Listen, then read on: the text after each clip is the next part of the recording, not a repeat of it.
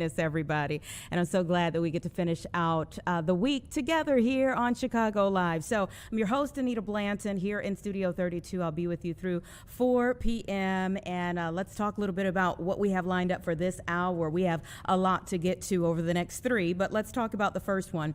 We are on the cusp of Black History Month. And while many people will look back and talk about different stories from the past, there's this year going to be a lot of correlations to protests that we're seeing happening right now, including the role of young people in a movement.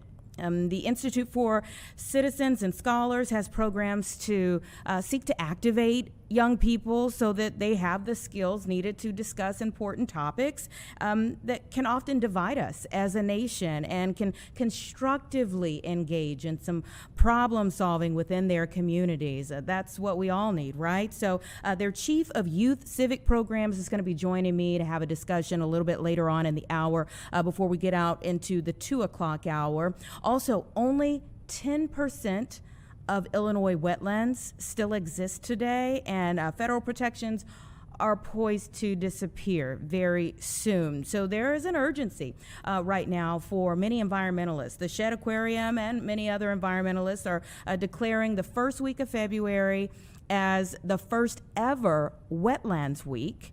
And they want to spotlight our state's ecosystems and encourage Illinoisans to raise our voices in support of state protections. The Senior Director of Government Affairs and Policy at the Shedd is going to be talking to me about their push and their overall predicament that they are in right now. Plus, we are bringing back Dr. David Wynn, an infectious disease physician for adults and children at Rush, who has helped us a lot before to know what's making its rounds in the area and what we can do about it individually and as a whole. He is an authority on meningitis and meningococcal infections. So today we're going to be talking to him about the Chicago Department of Public Health reporting this week 7 cases of meningitis infections in adults, resulting in the deaths of 2 patients. And so plenty of conversations that we have to come. Obviously, we're going to be talking about the weather as well. Can we give them a live picture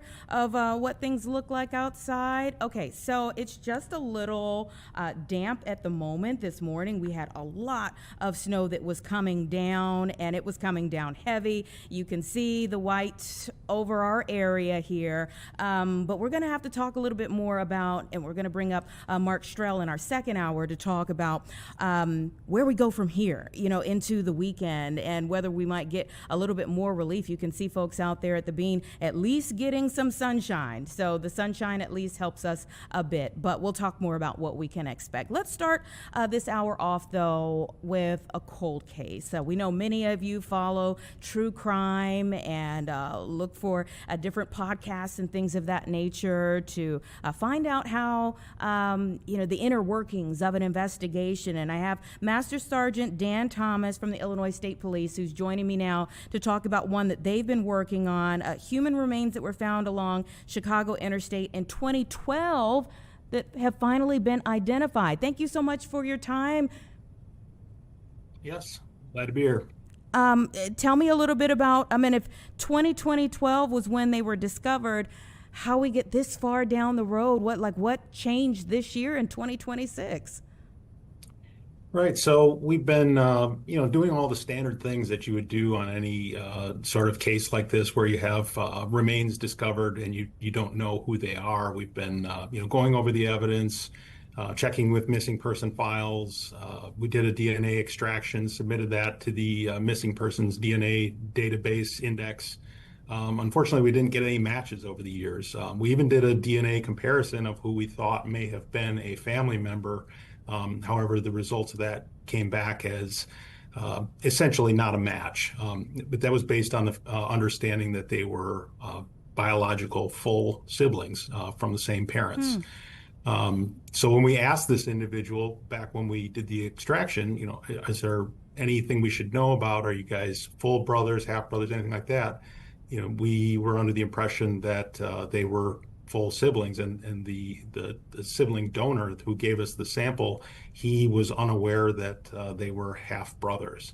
So that was where the initial miss, I guess you would say, happened with not making an identification on the first place. So that's kind of what left it to go cold, if you will. Yeah, 14 years is a long time. It does prove that you all stay on top of these stories, though. And I think that's one thing that so many people look for in these types of situations is the fact that there is some type of follow up, regardless of how long it takes. Right, and that's what we want the public to know. That we are continuing to work these cases. We do care about them. We do continue to revisit them, no matter how impossible they may seem. Some there's just not a lot to go on. In this case, we began going over it again.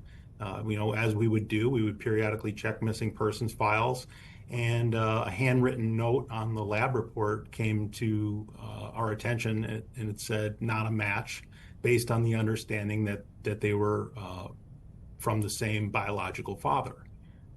So that prompted us to contact the forensic scientists and say, hey, what does that mean? Is there a chance that they could be half brothers? Is that what that means? And essentially we were informed, yes, that's what that means.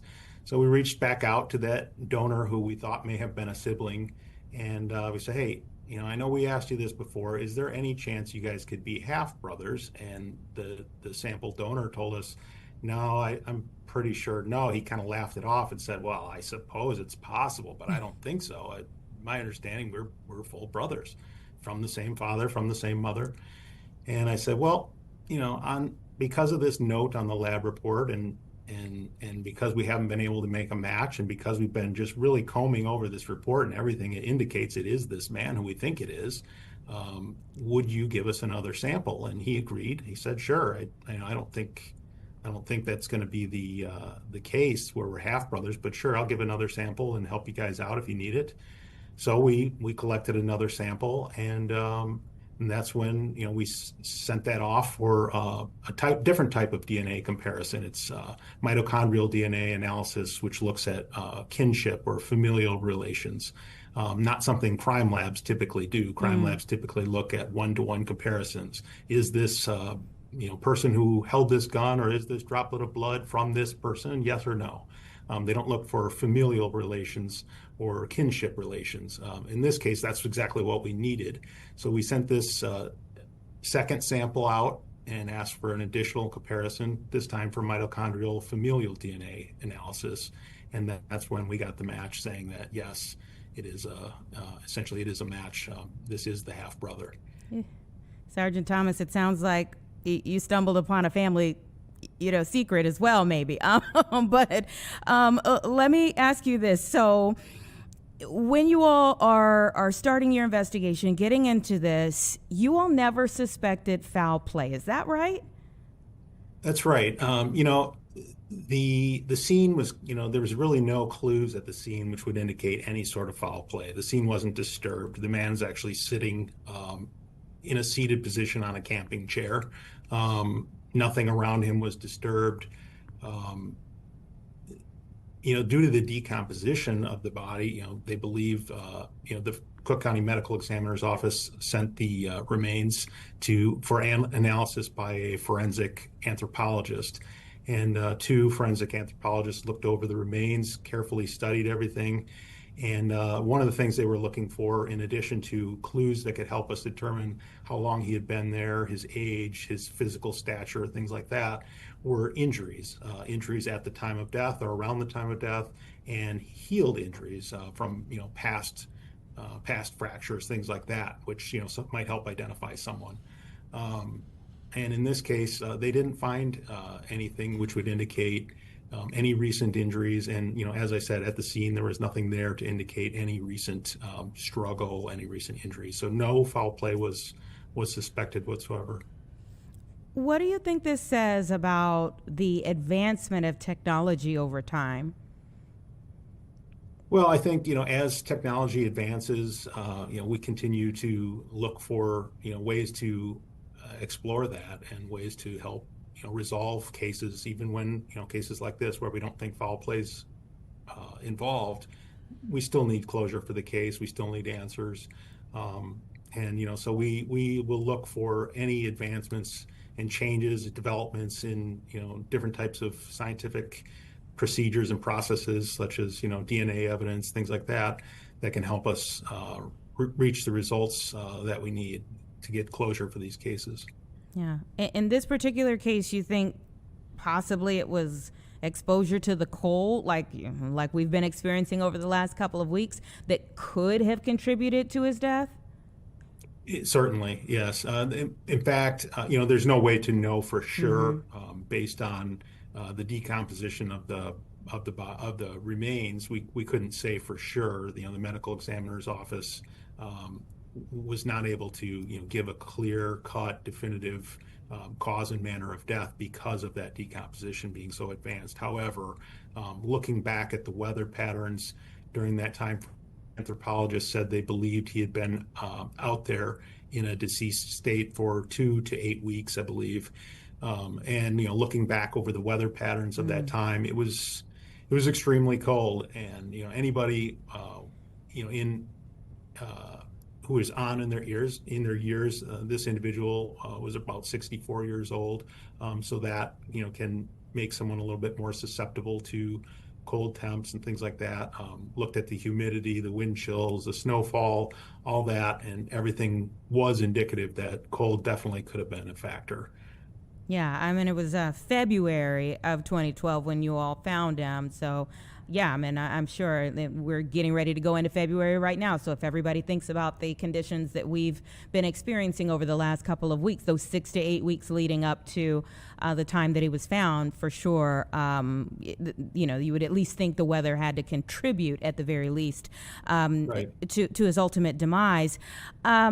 I'd like for you to talk about why you think people gravitate toward hearing about cold cases. I think everybody wants answers. Everybody can put themselves in that person's shoes. Like if it were my loved one, how would I feel? And and everybody, with the advancements with the internet and the different databases that are available, the different internet searches that are available, everybody kind of wants to play, our armchair or sofa detective, from their home office.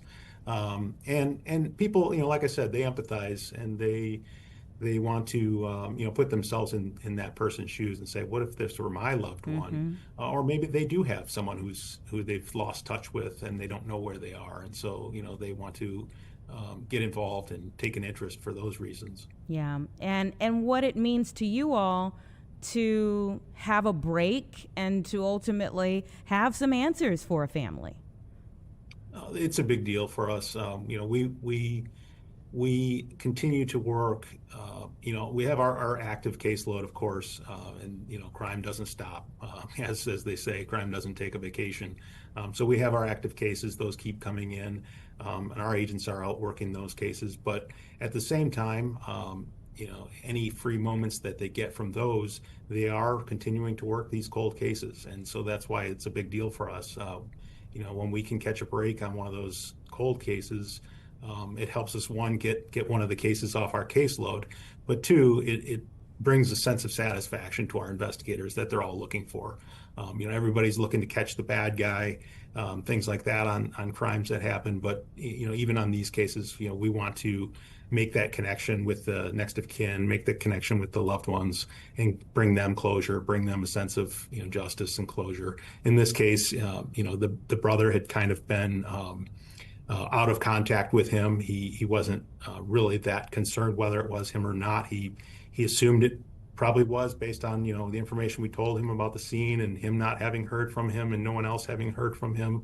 He assumed it was possible, but we didn't know for sure. And so even for someone like that who's not really that close, it does bring that takes out that wondering and answers those questions that had been previously unanswered. Yeah, it's a little bit of closure and an overall very long case. Now, when we hear 14 years, it seems like, wow, I mean, this was a really long time. Does this stand as significant in terms of your recollection of some of the cold cases that you have solved? Or do you have some that come to mind that were even longer than that before a family got answers? Yeah, I mean, I don't have that information right off the top of my head, but yeah, it certainly is a little bit longer of one where we're making that connection and getting that closure that we've been seeking. So anytime you're going on, more than a few years, Mm-hmm. we're very relieved to get that closure, no matter whether it's 5 years or 14 years in this case. Yeah. We're very relieved. Well, God bless you all for the work that you do. I'm so glad that you were able to at Thank least you. get some type of closure for anyone who had been invested in this particular case. And please keep us updated on any others that might come about. Yes, ma'am. Thank you. All right. You take care. Have a good, safe weekend. You also. Thanks. It's 1:16, everybody. Let's take a quick break. Our next guest is already on the line.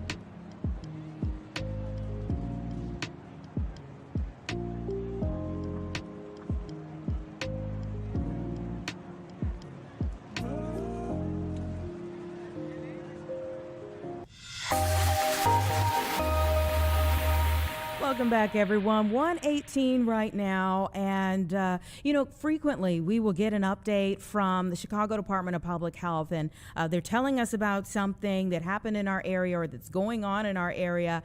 And we try to pull in a doctor to make sense of it, really, for all of us who don't have those degrees. So Dr. Nguyen has graciously agreed to come on the show yet again. He's from Rush Health, and he's an infectious disease physician for adults and children. And you look at the study of meningitis and meningococcal infection specifically. So you're the perfect person to kind of detail this report from the CDPH. Thank you so much for coming back. Well, thanks for having me. Were you at all shocked to see this report? I mean, it's always a shock. It's always alarming to hear meningococcus cases, but we do hear about them almost annually, unfortunately. But they are alarming to hear just because these are very severe and potentially fatal infections, as we know from the 2 fatalities we've already had reported. Yeah. Let's start from the standpoint of just how quickly someone can even get meningitis or these meningococcal infections. Like, how is it that someone gets this? Yeah, so people obtain this by coming into close contact with somebody who might just be asymptomatically carrying it. But if they don't have immunity or some kind of immune impairment, they will get sick from it. The disease moves pretty quickly. This is why it's alarming.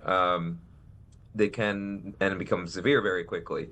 So you may start off feeling kind of non-specifically not well, fever, stuff like that, and then you can move on to confusion, and then have problems with your blood perfusion, things like that, what we call sepsis.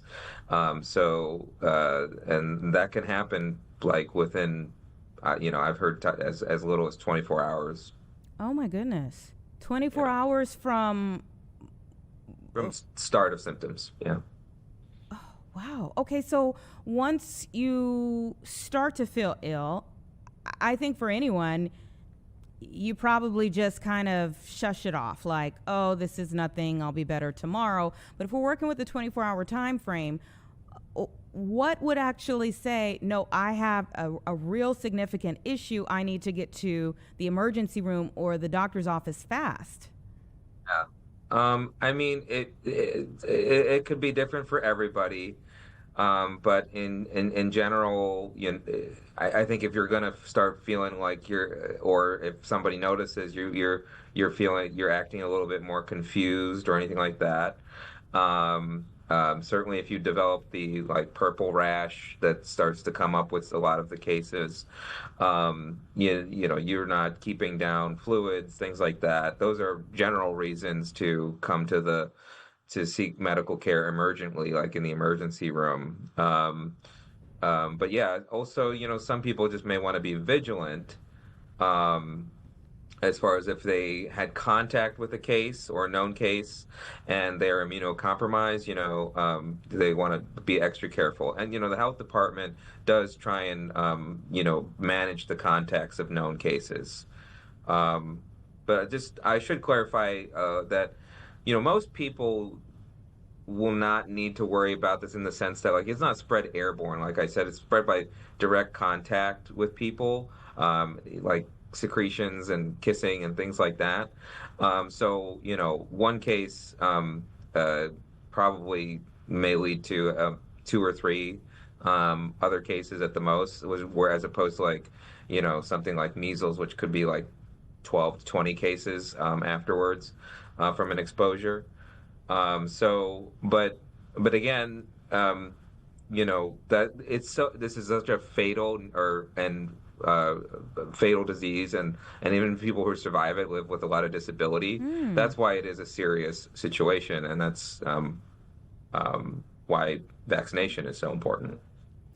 Okay, I want to break down a couple of things that you talked about. I mean, when you say coming in contact, and I'm glad you at least clarified that this would be secretions, as in kissing or sharing a straw or something of that nature. Mhm. So when we say 7 cases, 2 deaths, you don't think that these are all related, or is there some through line that could be happening here? I don't have the details from so far. The only one detail I do know that's been released in the Health Alert Network is that 2 of the cases were in this, I believe, the same temporary homeless shelter, and that is again like a close quarters congregate setting. So that's one of those high risk settings. Other kind of similar higher risk settings, we think about in medicine and public health is like military barracks, college dorms, things like that. And that's why when we vaccinate people in the United States, we vaccinate those kinds. We tend to vaccinate populations that would be doing those things. So chiefly adolescents in the country. Mm-hmm. And let's talk more about that. So, in 2 parts, though. One, treatment for this, and then 2, when you say vaccination, I mean, is it all right? Well, everyone in that temporary location now needs to get a vaccine, or we should have all been vaccinated as children? Like, how does that work? Good questions. The first one I'll answer as pretty quick. There are antibiotics that can treat meningococcal meningitis, and there have been for a while. But even with treatment, it can be pretty severe and morbid. So, like, again, it can be fatal even with the right antibiotics. And even if you survive, you may have a lot of debility. A lot of people end up with hearing issues, even loss of limb, things like that. Again, there is antibiotics, there's treatment, but it's still serious. Now, for the vaccines, the health department manages the exposed people, and a lot of them will probably get an antibiotic to help. The at-risk people might get an antibiotic, but certainly I can't imagine that they also will try and to make sure that people also get vaccines in those settings uh, as well if they haven't had them already. But then, yeah, in the United States, most adolescents, probably 80 to 90 some percent, will get the at least one dose of the meningococcal vaccines. There's actually two now, the one for different types of meningococcus. Um, uh, and most people, most kids get one. They should be getting two. Is the follow through with the second booster that's sometimes missing for people. Yeah. And when you say the follow through with the second booster, what's the time frame between the two that results in the drop off sometimes? Yeah, I mean, you can be given as soon as like a couple months afterwards, but most of the time we recommend like one around the middle school years and one about in like right before college or in the middle of high school. That's how I kind of tend to think of it. Other people who might have certain immunocompromising conditions may get extra doses, even like even before that time, if they're a child with a certain immunocompromising conditions, or an adult with them, they might get extra doses after that time period. Let's dig deeper into the disabilities. How does that happen? I mean, what is it that causes someone to lose a limb for something like meningitis? Yeah, so again, the meningitis is the infection of the brain and fluid surrounding the brain, but the bacteria is causing infection throughout the body and inflammation throughout the body, and so that leads to problems with perfusion. That's what sepsis is. So the blood perfusion sometimes. So if there are parts of your body that are not getting enough blood, they will can be dead, and so they may have to lose those parts of the bodies. What are some of the other common disabilities that would come from meningitis? Hearing loss is a big one, probably, yeah, and then other kinds of just kind of neural issues, like says you may have issues with mobility and things like that afterwards, So when we paralysis. hear about the 7 adults, contracting this and 2 deaths in our area, should we be concerned? Like I said before, I think probably most people who aren't in contact with these people need to be concerned about, that meningococcus is going to come to them. But it's a good reminder of how important it is to make sure you're vaccinated with all the requisite vaccines. And then, if you're a person that I've mentioned with an immunocompromising condition, you should ask your doctor and ask if you should be getting boosters, because some, not all, but some of those conditions you would be at a higher risk for meningococcal disease. And yeah, I mean, most people are probably not going to be in a military barracks in a dorm or things like that, but um, you don't want to risk whenever you would get exposed, if that makes sense. And because as we can see how fatal this infection can be. Yeah, and just on a final note, is there like a period of being contagious, or, is it okay if you should kiss someone who had meningitis, I don't know, 3 weeks ago, that it would still be in their system? Like what should we take from that? Situations like that may need to be individualized a little on risk, but I mean, it's possible in the sense that a person who had the infection may have been carrying it for a little bit. But that's a little hard, and sometimes that's what our health departments good at trying to help figure out as far as contacts go. Well, we always appreciate being able to call on you whenever they do put out these new reports. Thank you so much for your time yet again. Have a good weekend. Thanks for having me. All right, take care. 1:30 right now, 2-minute break, and we're back with the Shedd Aquarium.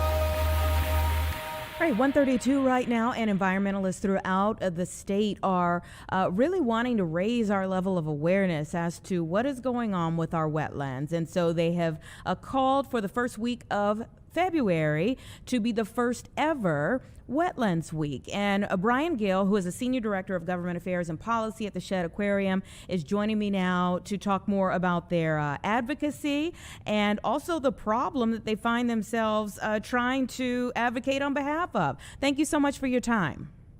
Thank you so much for having me. I'm glad to be here. You all have put in your press release an analogy to, like, if we were at 10% on our phone, you would act now to say, like, I need a full battery. Tell us a little bit more about the situation in our state.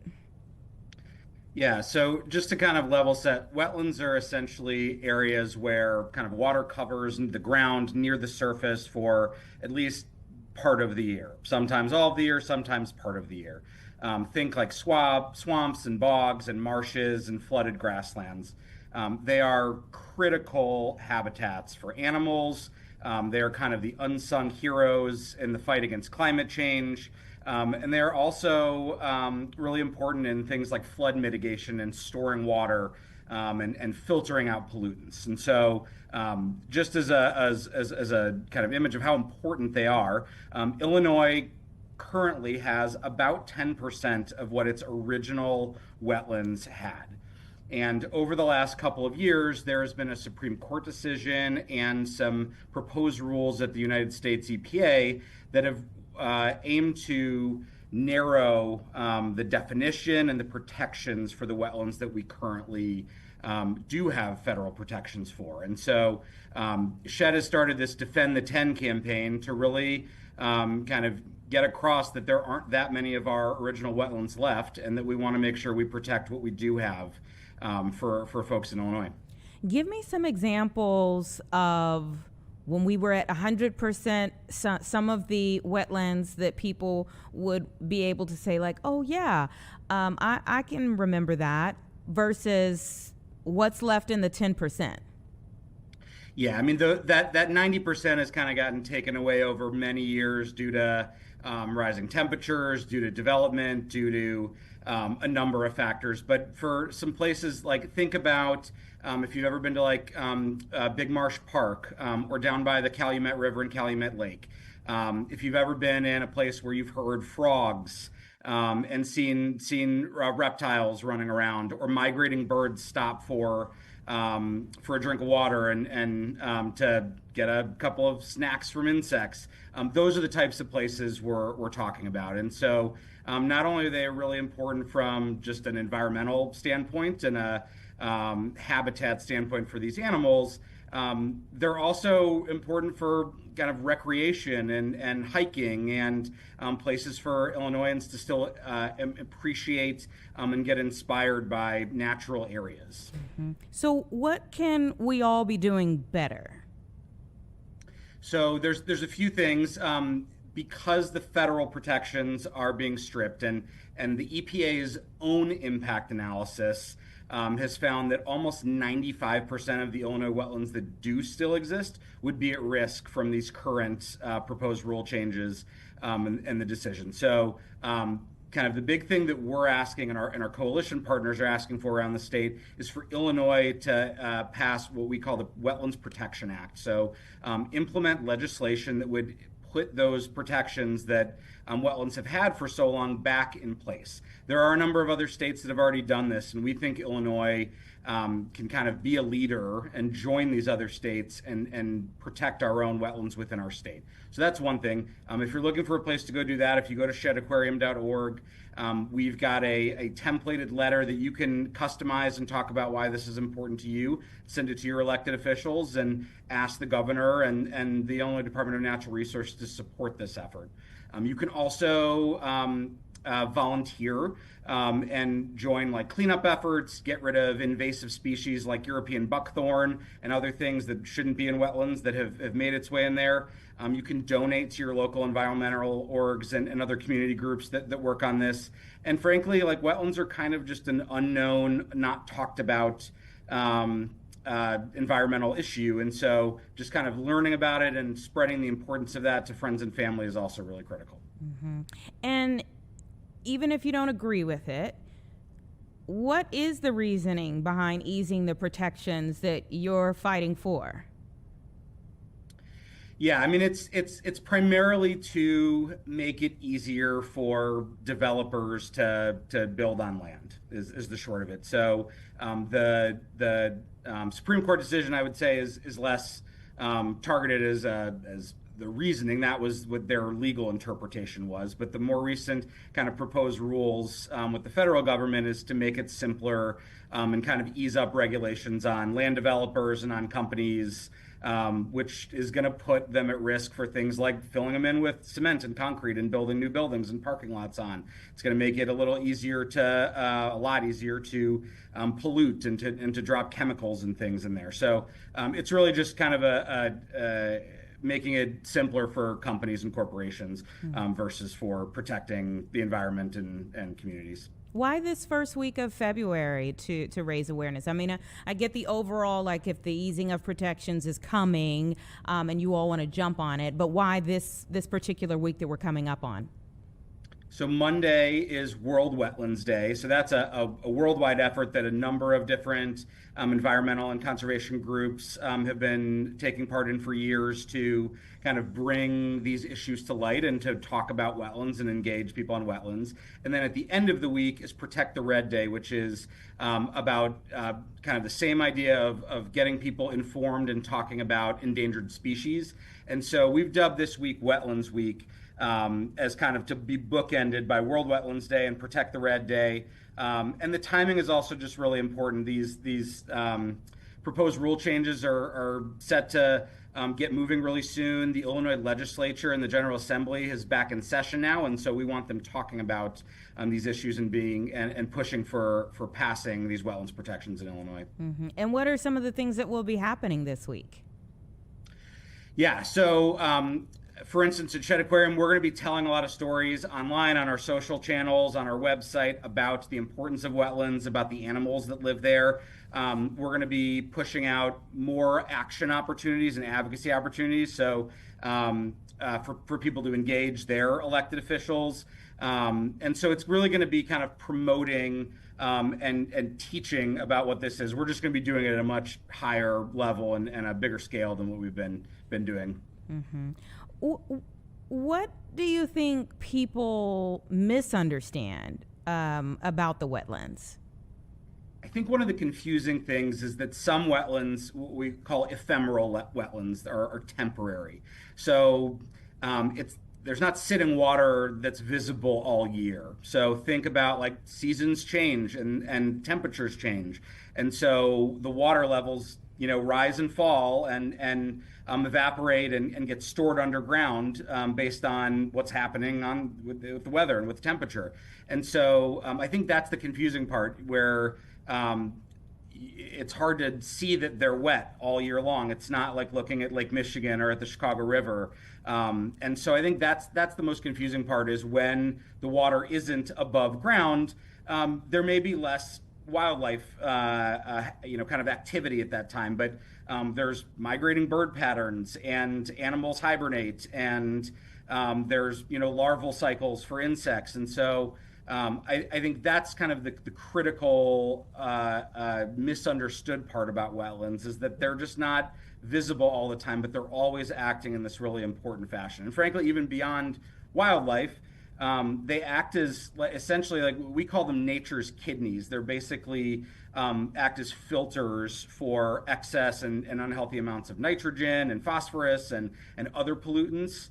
And they act as stores, as huge kind of sponges for water. So for every acre of wetlands, it can protect so much, or it can store so much water. So for flood mitigation, and it's kind of a lot of these adverse and severe weather impacts are hitting because of climate change or increasing because of climate change, they also act as flood stores, as carbon sinks, and it's kind of these unsung heroes in the fight against climate change. So I think that's sort of the part that's most misunderstood is the breadth of importance of these habitats. Unsung heroes in the fight against climate change. That is an interesting way to put it.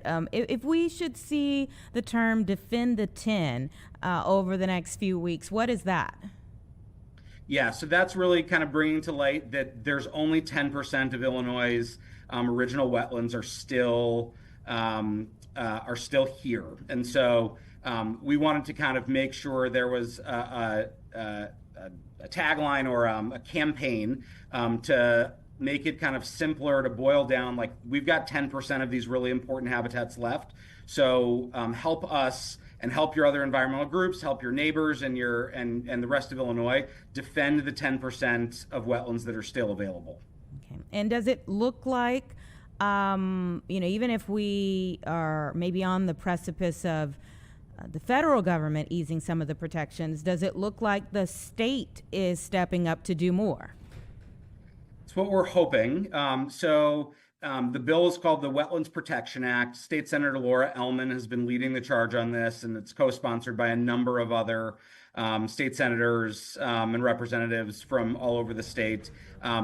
It's run into a few roadblocks in the last couple of years that this coalition of environmental groups has been working with the DNR and has been working with Governor Pritzker and has been working with other elected officials to work through it. So is the legislature poised to pass it? I hope so. We think it's really critical, and so that's what we're going to be pushing for the next few months while the General Assembly is in session. Brian, great having a conversation with you. Thanks so much for your time today, and keep us updated. Thank you for having me. All right, everyone. It's about 1:45. We actually just got in a little breaking news as I was having that conversation with Brian Gill from the Shedd Aquarium, and we found out that there is a ground stop that's just been issued due to snow and ice at Chicago O'Hare Airport. Again, snow and ice in the area, as we see now. Even 45 minutes ago, when we took this shot at the top of the 1 o'clock hour, you were not seeing snow coming down. So we were told, first thing this morning from Mike Kaplan that we were kind of in a lull. I mean, we saw heavy snow first thing this morning. It kind of went into a lull for a bit. Again, at the top of the 1 o'clock hour, the sun was still out. People were out at the bean. When we took this shot from the river, you were not seeing snow. And now we're seeing that snow move back in, and it is expected to stay with us for a while into tomorrow. So again, as I said at the top of our broadcast, we will be checking in with our meteorologist to find out exactly what we can expect going from here. But as of right now, again, a ground stop that's just been issued. You see that blue kind of going across their radar right there. That's that snow moving back in. A ground stop that's just been issued due to snow and ice at O'Hare. All right, we'll keep you updated. As of right now, they're saying that the delay could average about 30 minutes if that expires. And look at that shot. This is O'Hare, everybody. This is why you don't want planes in the sky right now. I mean, what can you see? Yeah, we're going to continue to stay on top of that, let you know if anything changes again in the next 30 minutes or after that point in time. We'll either let you know that it has expired or that it gets extended. But if we keep seeing that shot where you can't see anything from it, it's probably going to get extended. 1:46, let's take a quick break. Our next guest is on the line, and we'll bring them in right after this.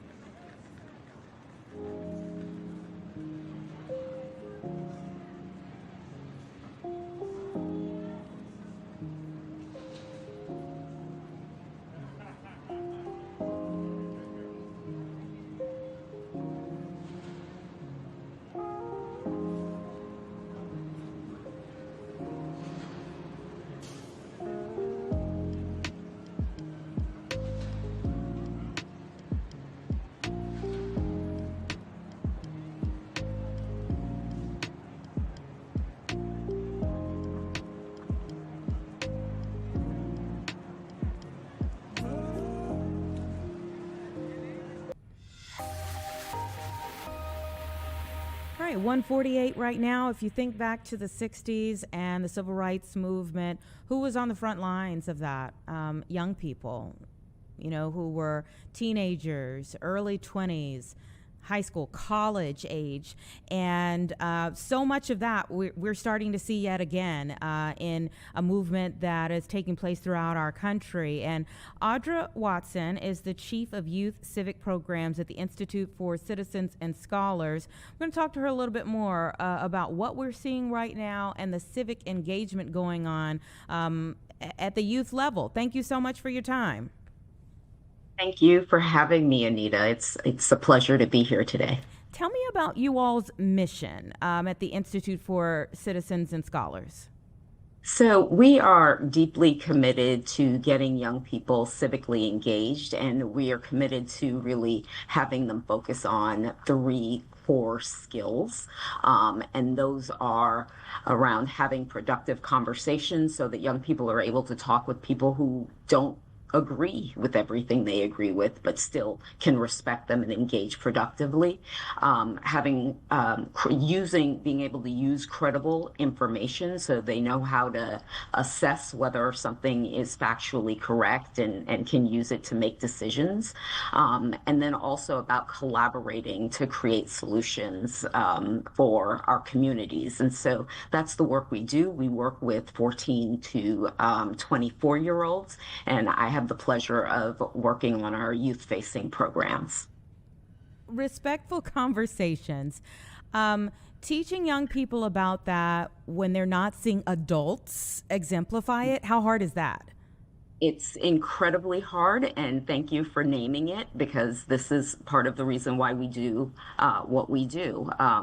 We're at a moment now where they don't have the models to be able to show them how to do it, and so that's why it's so important that so many organizations are working on this work. But we find that being able to bring young people together and giving them the opportunities to practice that skill and to engage with difficult things is definitely the best way for them to be able to do it in their real lives. Mm-hmm. Yeah, and on so many different levels, I mean, whether it's just in their school or whether it's out in the community, that's just such an important skill, an important frame of mind to be able to talk to anyone.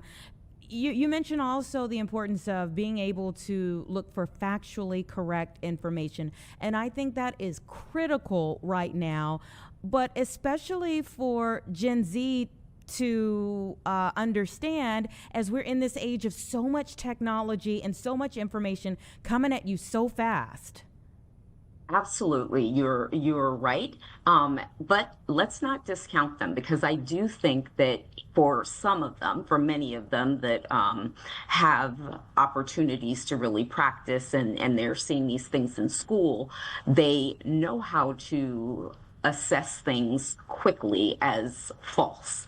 So not all of them, but I would say that there are young people who are able to do it, especially with the new AI deepfakes and things like that. They're able to see those things sometimes a lot quicker than some of us who may be older. But it's Totally critically agree. important.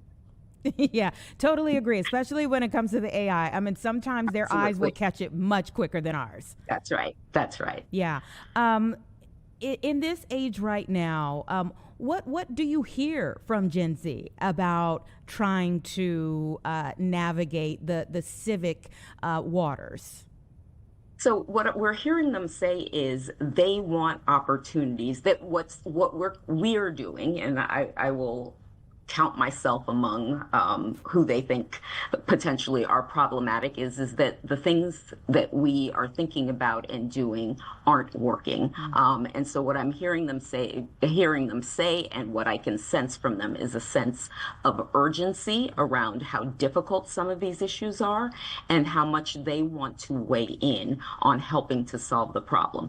And they're not saying that they have all the answers, but they are saying that they look at things in a different way. And so we need to lean into listening and being what I call adult allies to young people. Just as we had thoughts about what the world should be and could be when we were their age, they have the same. I think what's different about these young people is that they're not waiting for permission in many ways.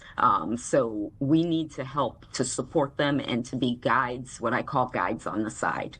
I think you said a lot right there. I mean, and again, kind of hearkening back to my opening comments before bringing you in, there's so many correlations right now to what we saw in the 60s in terms of young people who feel passionate about a cause and adults, or older adults in the community who kind of want to hold back, who want to find a different way of addressing a problem. Want to take things slowly, right? And are nervous about change. This generation, these Gen Z young people are not that way. They feel a sense of urgency, and I think rightly so, that we need to do things differently, and we need to do things differently quickly. So when we look at even just this week, there were student walkouts at schools today. There's a nationwide call for an economic blackout, if you will. Do they find that these things are productive? So they are definitely finding they're productive. What's exciting to me as an educator and a civic educator is that for many of these young people, this is the first step on their civic journey. And so what they are able to do is they're looking around and they're seeing that they're not the only ones that are feeling and thinking the way that they are thinking. And they're seeing people who are what I think they would consider allies, who are committed to going out and taking civic action. And so for many of them, this is the first step, but it won't be the last step. Tell me about some of the programs that you all offer. So we have a number of portfolios. So our first portfolio is a campus-based portfolio where young people on about 130 or 40 college campuses are working with presidents who have made civics, have committed to civic engagement of young people. That there's these colleges are saying that they're getting back to the core of what colleges are supposed to be. And so they are engaging in classes and engaging in activities that help them to practice these three skills that I talked about. We have a core initiative within our campus programs called the Campus-Wide Initiative, where not only have presidents raised their hand and said, you know, that we're committed to a certain set of civic commitments, but we want to ensure that not just the hand raisers, but every young person on our campus has these skills. And so these presidents have created what are called action councils through partnership with us. They've created an action council on their campuses with a range of stakeholders, staff, faculty, administrators that come together and think about a menu of activities that young people can take during their time on campus. And these are not really sit back and watch other people engage in respectful dialogue, but it's having the young people themselves do the work. In addition to that, in our campus portfolio, we have a faculty institute where faculty go together in pairs. Oftentimes faculty say it's really hard to do this work in classroom. It's difficult to engage in certain conversations. And so faculty come together and they learn over the course of a 3-day convening or 2.5-day convening how to do this work and embed this work into their courses, or to create brand new courses where these are core skills that are lifted up. And so what's exciting about this initiative is that they're beginning to think about how do all the campuses how do all of our campuses think about measuring whether or not the work that they're doing around this is impactful. Now, having said that, I get a chance to talk about the activities that I get a chance to lead. So we have a program called the Carnegie Young Leaders for Civic Preparedness. And in our Carnegie Young Leaders program, we have 100 teams, and these are teams of 5, so 500 young people in 26 states. Whoa. And in DC who are working in their community. So these are young people who raised their hand. They said there is an issue in our community. It was a verified issue in their community, and they said we want to tackle it. And over the course of approximately 10 months, these young people get a chance to work on that issue with their small team. They get stipends where normally they would be working. We want to be sure that they have the time to commit to this. They are engaged in a community of practice that meets on a bi-monthly cadence. We have a curriculum that young people go through, and they also have 2 additional supports. One is a coach that we've assigned to them to help support them as they implement their projects. And then the second is a community mentor, so somebody who understands the landscape of where they are and the issue that they're tackling and can support them on the ground in real time. And so that is our signature program. them. But we also have a youth advisory council. And so this is where I get an opportunity, another opportunity to engage with young people who are thinking deeply about what is happening now and the things that they want to do and how to sort of solve some of the really pressing issues that we have. And so that is an advisory board currently of 4, soon to be named 10, so 6 additional members. And then finally, we do youth program like intergenerational summits where young people come together with adult allies to practice the skills that I mentioned that our organization focuses on. Listen, I think you all are doing tremendous work. I mean, all of the things that you just mentioned there, that's a lot. You are interacting with a lot of young people, and it gives me great pride that they're learning from someone like yourself and others who you've brought on board to be able to help them to really navigate things moving forward. Let me ask you just about 2 quick things before I let you go. You talked about having the young people themselves do the work, and I see that you all have a Gen Z civic vibe check. So are we passing the check? What's the vibe right now? So the vibe is that young people really care about their communities, and we're seeing that in these protests, right? We're seeing that young people who are non-immigrants are saying that, they are disturbed by what they're seeing. We know that what some of the barriers that young people say that they face is that they just don't know how to get started, and sometimes think that they can't make a difference. And most of the engagement, so I think we often think that they only want to be online. They really want to be offline and engaged person to person. So I think that, and I would say one other thing is that it's really important to them not just to do things, but to see impact as well. Mm-hmm. Yeah, that's super important, I think, for all of us to see that the work that we're doing has an impact for sure. The final thing I wanted to talk to you about was low trust in institutions. How do we change that? So I think we need to listen to what young people are saying. We need to move differently, but most important, listening. And you mentioned in this last piece that them learning from me. I have to say that I think part of what will make this work and help to support trust is that listening piece. And so as much as I hope they might be learning from me, I'm learning from them about what they care about, what they want to do, and how they want to move in the world. I think, I really want to, I would be remiss if I didn't leave without saying that young people are really stepping into civic life and public life, and these protests show that that's what they're doing. And so it's not just books in a classroom.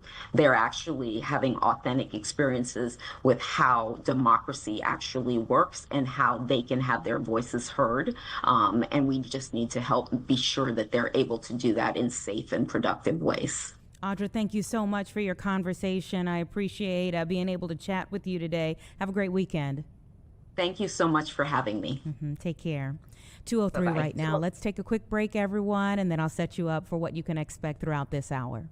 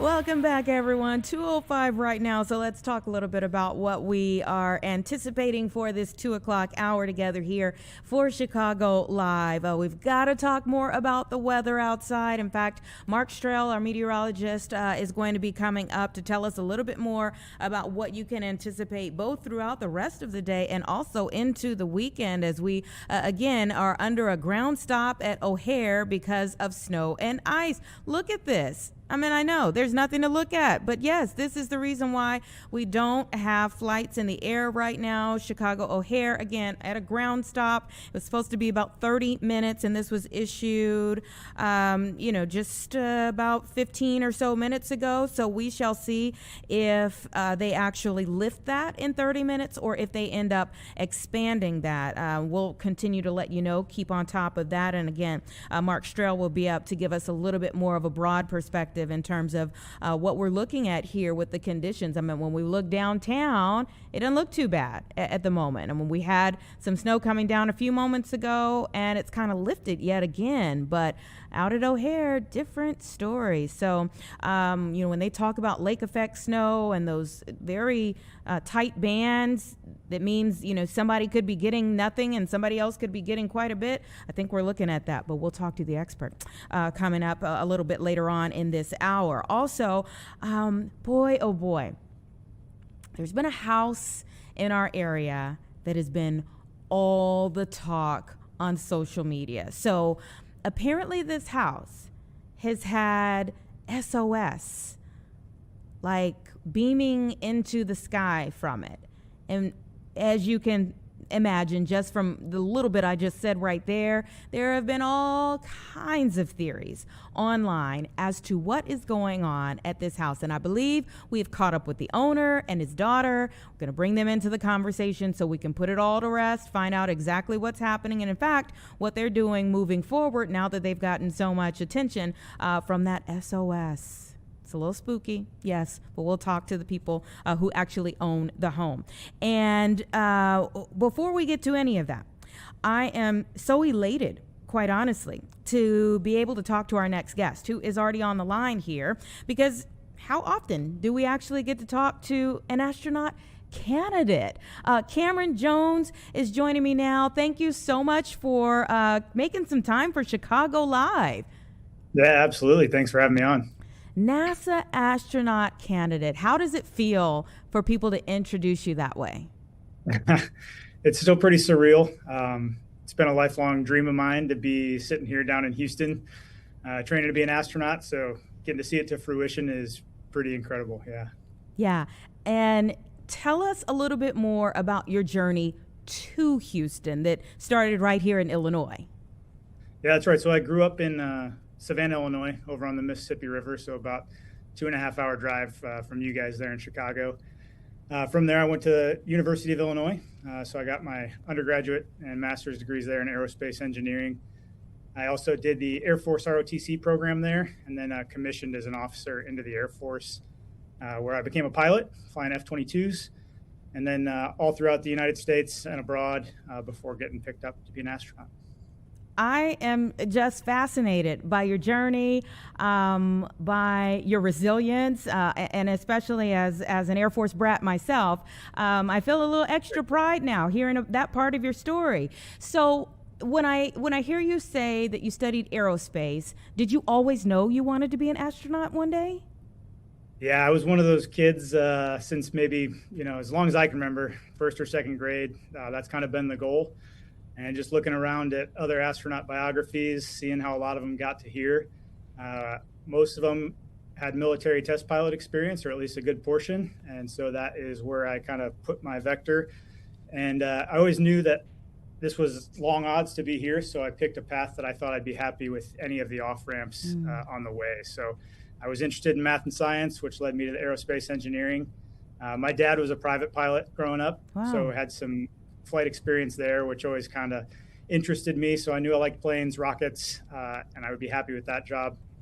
Fortunate enough to be a pilot in the Air Force. So I got to combine those math science with the operation of flying, and knew I'd enjoy that as an entire career if this didn't work out. And eventually it still worked out. So basically set myself up with stepping stones along the way that I knew would be happy launching off points if I weren't able to take this exit ramp. You are such an inspiration, and I hope that you continue to tell your story to as many people as will listen, especially young people. Just hearing about like, oh, you know, this is the literal definition of like shoot for the moon and you'll fall among the stars. Yeah, absolutely. You were going to be fine regardless. Yeah, absolutely. So I was fortunate, and I had awesome teachers and parents to help get me here, instructors in the Air Force. And I've just kind of been shepherded along the way and mentored by some great people. And the mentorship continues here at NASA, learning from the older, more senior astronauts and how to do this the right way. Yeah. Who was the most influential astronaut to you sitting where you're sitting right now? Yeah, well, Savannah, Illinois is a small town, about 3,500 people. And I'm actually the second person to become an astronaut from that town. What? So Dale Gardner was an astronaut back in the space shuttle era, and he also went to Savannah High School. So I always knew that was a potential coming from a small town, getting to see someone, you know, kind of like you be able to make it out there, which was inspiring to me, and I think gave me the confidence and courage to go after it myself. Sure. So I'd say from a young age, that's probably the most inspirational one. Yeah, I mean, just like I'm saying, it's rare that you get to talk to an astronaut candidate. It's rare for people to be able to say, oh, yeah, I knew an astronaut growing up. Yeah. And he was quite a bit older than me, so we never were able to connect. But, you know, walking through the high school, seeing the trophy cases with his picture, you know, the patches that he flew up on the space shuttle, those were all super inspiring for me. Yeah. And did you know it was special from an early age? And I ask you this because, like, I remember meeting the author from Hidden Figures. And she grew up in Hampton, Virginia. She was always around NASA. She had all of these stories about astronauts, and she's telling her husband, I got to speak with her after an event one time, and she was telling me, like, she had this conversation with her husband, just like, oh yeah, I used to go over there, blah, blah, blah, blah. It meant nothing to her at the time as a young person. And then she's telling her husband, and he's like, wait. This is a whole movie. And it ended up being one. Yeah. Yeah, I think for me, it was still a couple more steps of separation. So it still felt up on a pedestal for me and a little bit out of reach, but just enough in reach, seeing that someone else had done it from the small town. Like I said, that I thought it was possible to at least pursue. Yeah, well, I'm so glad that the seed was planted in your mind. Tell us a little bit about, like, what is training like for an astronaut candidate? Yeah, astronauts are kind of generalists. We do a ton of different things. From flying high-performance aircraft in the T-38, we do that flight training to help increase our crew coordination, running checklists, a lot of things that are applicable to space flight. We do foreign language work, so you might go from flying a T-38 landing right into foreign language classes, and then we practice for spacewalks that we would do out on orbit on the International Space Station in the enormous neutral buoyancy lab pool, where they put you in the spacesuit and you're underwater, simulating kind of the zero-G environment as you work on the space station. Wow. Would not have thought about that, but I could see where it would be helpful for sure. And do you have to have like a level? I think about like Simone Biles saying you can't flip if you really think about fear. Do you have to kind of have that same kind of check in your brain that says, I want it more than the fear?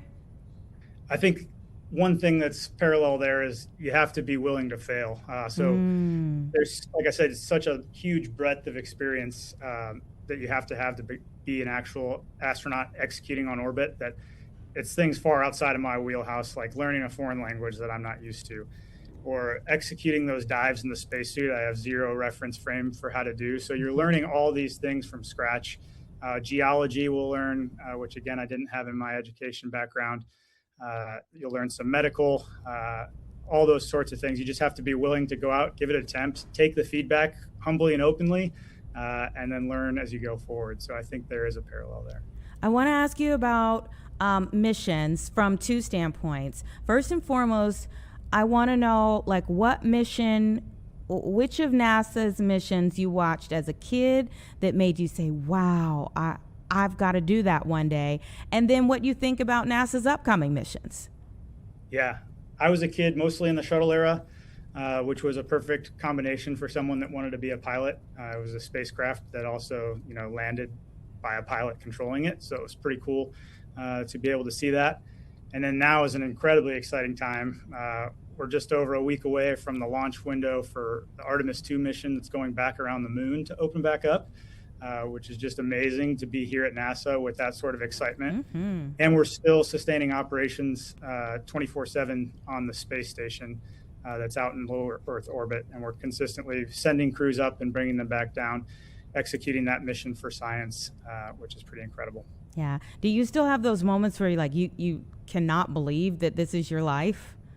Oh yeah. Sometimes just driving through the gate to get onto NASA, you see the sign, you see the meatball emblem on your chest here that's also on the signs, and you're like, wow, this is me going to work. So maybe you had some traffic on the way, but that's a way to slap a smile back on your face before you get up to your desk, for sure. I don't think I've ever looked at that emblem and thought of a meatball, but now I'm never going to see Yeah, it that's differently. the colloquial term that we use for it. Yeah.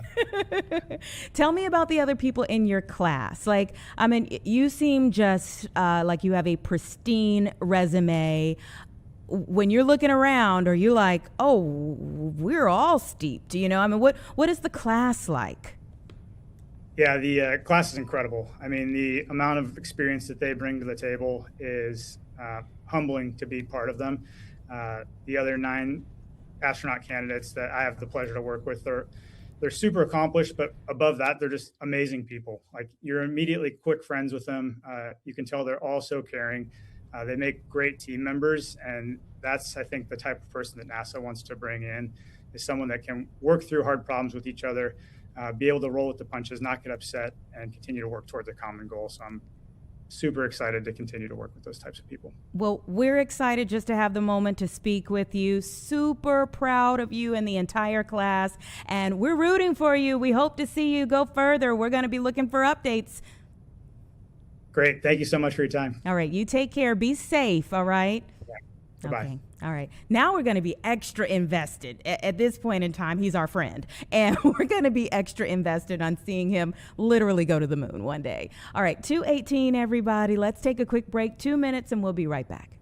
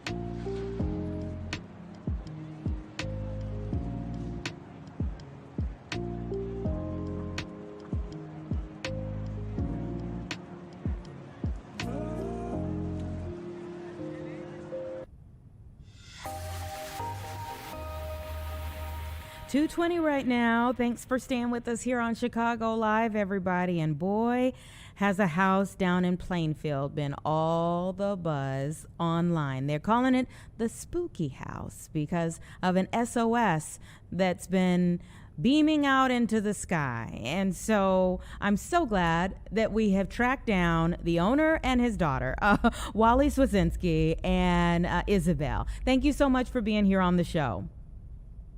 How you doing? Doing well. Great to see both of you. Now, are you sitting in the house? No. Okay. There's no Wi-Fi or anything there, so. Okay. Had to ask that first before people, put that as a part of their story online as well. So tell me about this house that everyone is talking about. Well, it was a couple like Wednesday, and somebody said, "Oh, that house that you guys have is on TikTok. It's like going viral." And we looked, and someone said, the SOS is going off, and it came with people. Human trafficking, ghosts, just a bunch of crazy stuff. So Will County Police have been getting messages, the Plainfield Police. So I said, let's just go take those things down. And I called up Will County, and they came over when we were there, and we did a video of the house, walking through it to show everyone there's no one there. And the policeman was there with us, and we posted it, and it's going close to like 1 million views now. It's crazy. Is that not just so wild to you how fast news travels now?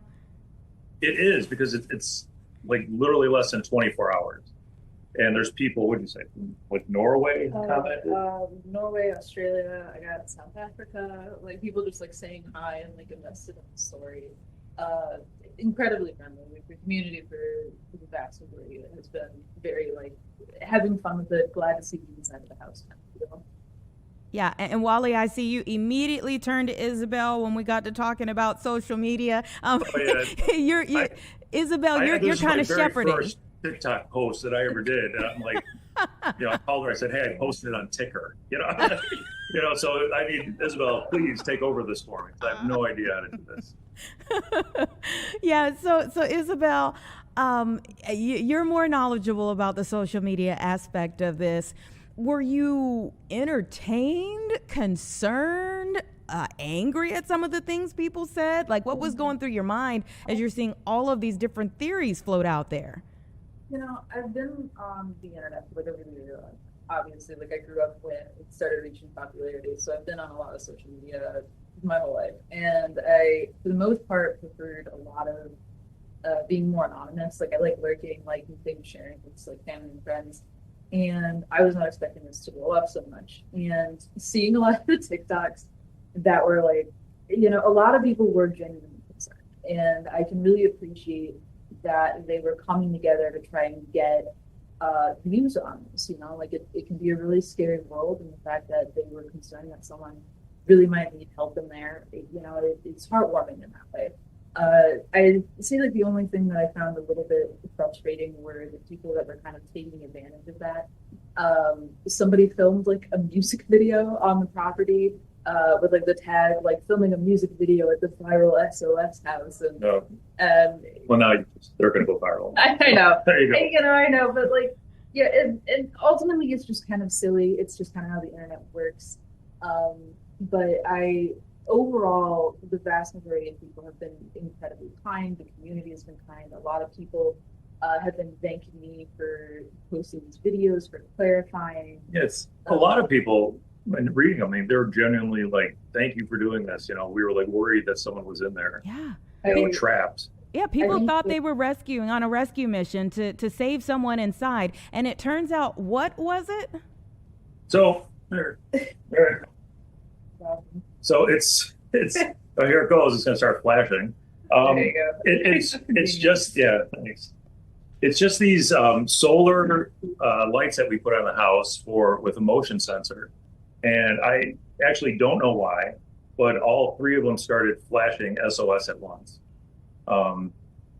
Whether the battery, they were all installed at the same time, so maybe the batteries were getting ready to go. I've read that they can do that if they're going faulty or something. They can like go into that signal. Cold weather too. Cold weather.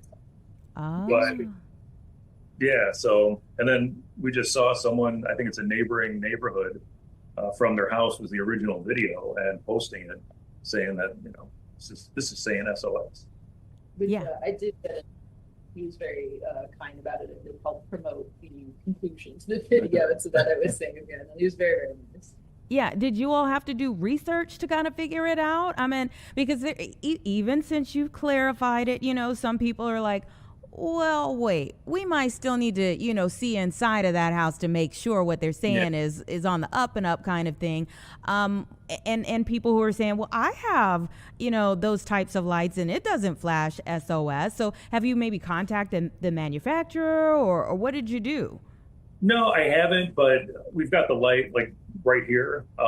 Still flashing. And it's still, SOS. And there's a switch on it. You can make it say SOS, or I don't know why companies would do that, but or just be on. So it's just a feature of it. Why they turned on, I have no idea. It just happened. And then some people are on the internet like, well, why did it take you days to post this? What, did you get everybody out of the house and clean it all up? And they definitely still have some questions. Yeah, conspiracies. They definitely have some questions still. I went down, the rabbit hole and started reading the comments, and I'm like, oh wow. I mean, even after you said like, here it is, here's what it is, people were like, I'm not so sure. I know it is crazy. So it's amazing. You were saying how fast that all this spreads. And today, like 2.5, 3 hours before the interview, I thought, what could happen with this? Like, why is it doing it? And I thought, you know what? I've donated and stuff before to like Habitat for Humanity in Will County, and I thought maybe there's a way that we can, there's so many people interested in this, and now there's so many people that are homeless or they need affordable housing. So I contacted them, and they're like, yeah, this sounds like a great thing to do. So they set up a raffle, sort of. You can go online to donate, and it'll put your name into the raffle to win the SOS lights. So here they are. We've had a couple people ask to purchase them, online. So we thought this would be a really good way to do it. I think the story is, spread the light kind of a thing. And they put it together so fast. It was amazing. And it's just some of the details on it. I don't know if you have any other questions. I can give you the details in a minute. Go ahead. So what we're going to do is, if you go on the website, they're accepting donations until February 6th. And then on the noon of February 7th, they're going to draw the winner. But I'm just hoping, if one person, every person who's talking is $1.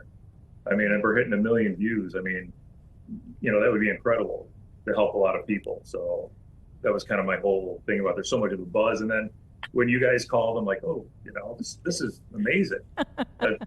If I got my 15 minutes of fame, I might as well use it for good, basically. I know a lot of people. I love it. Very sweet and trying to be like, let's do like a GoFundMe, let's like donate, like get this house refurbished. And I'm like, please, like I promise. There's stuff going on with the house. I won't stay that way forever.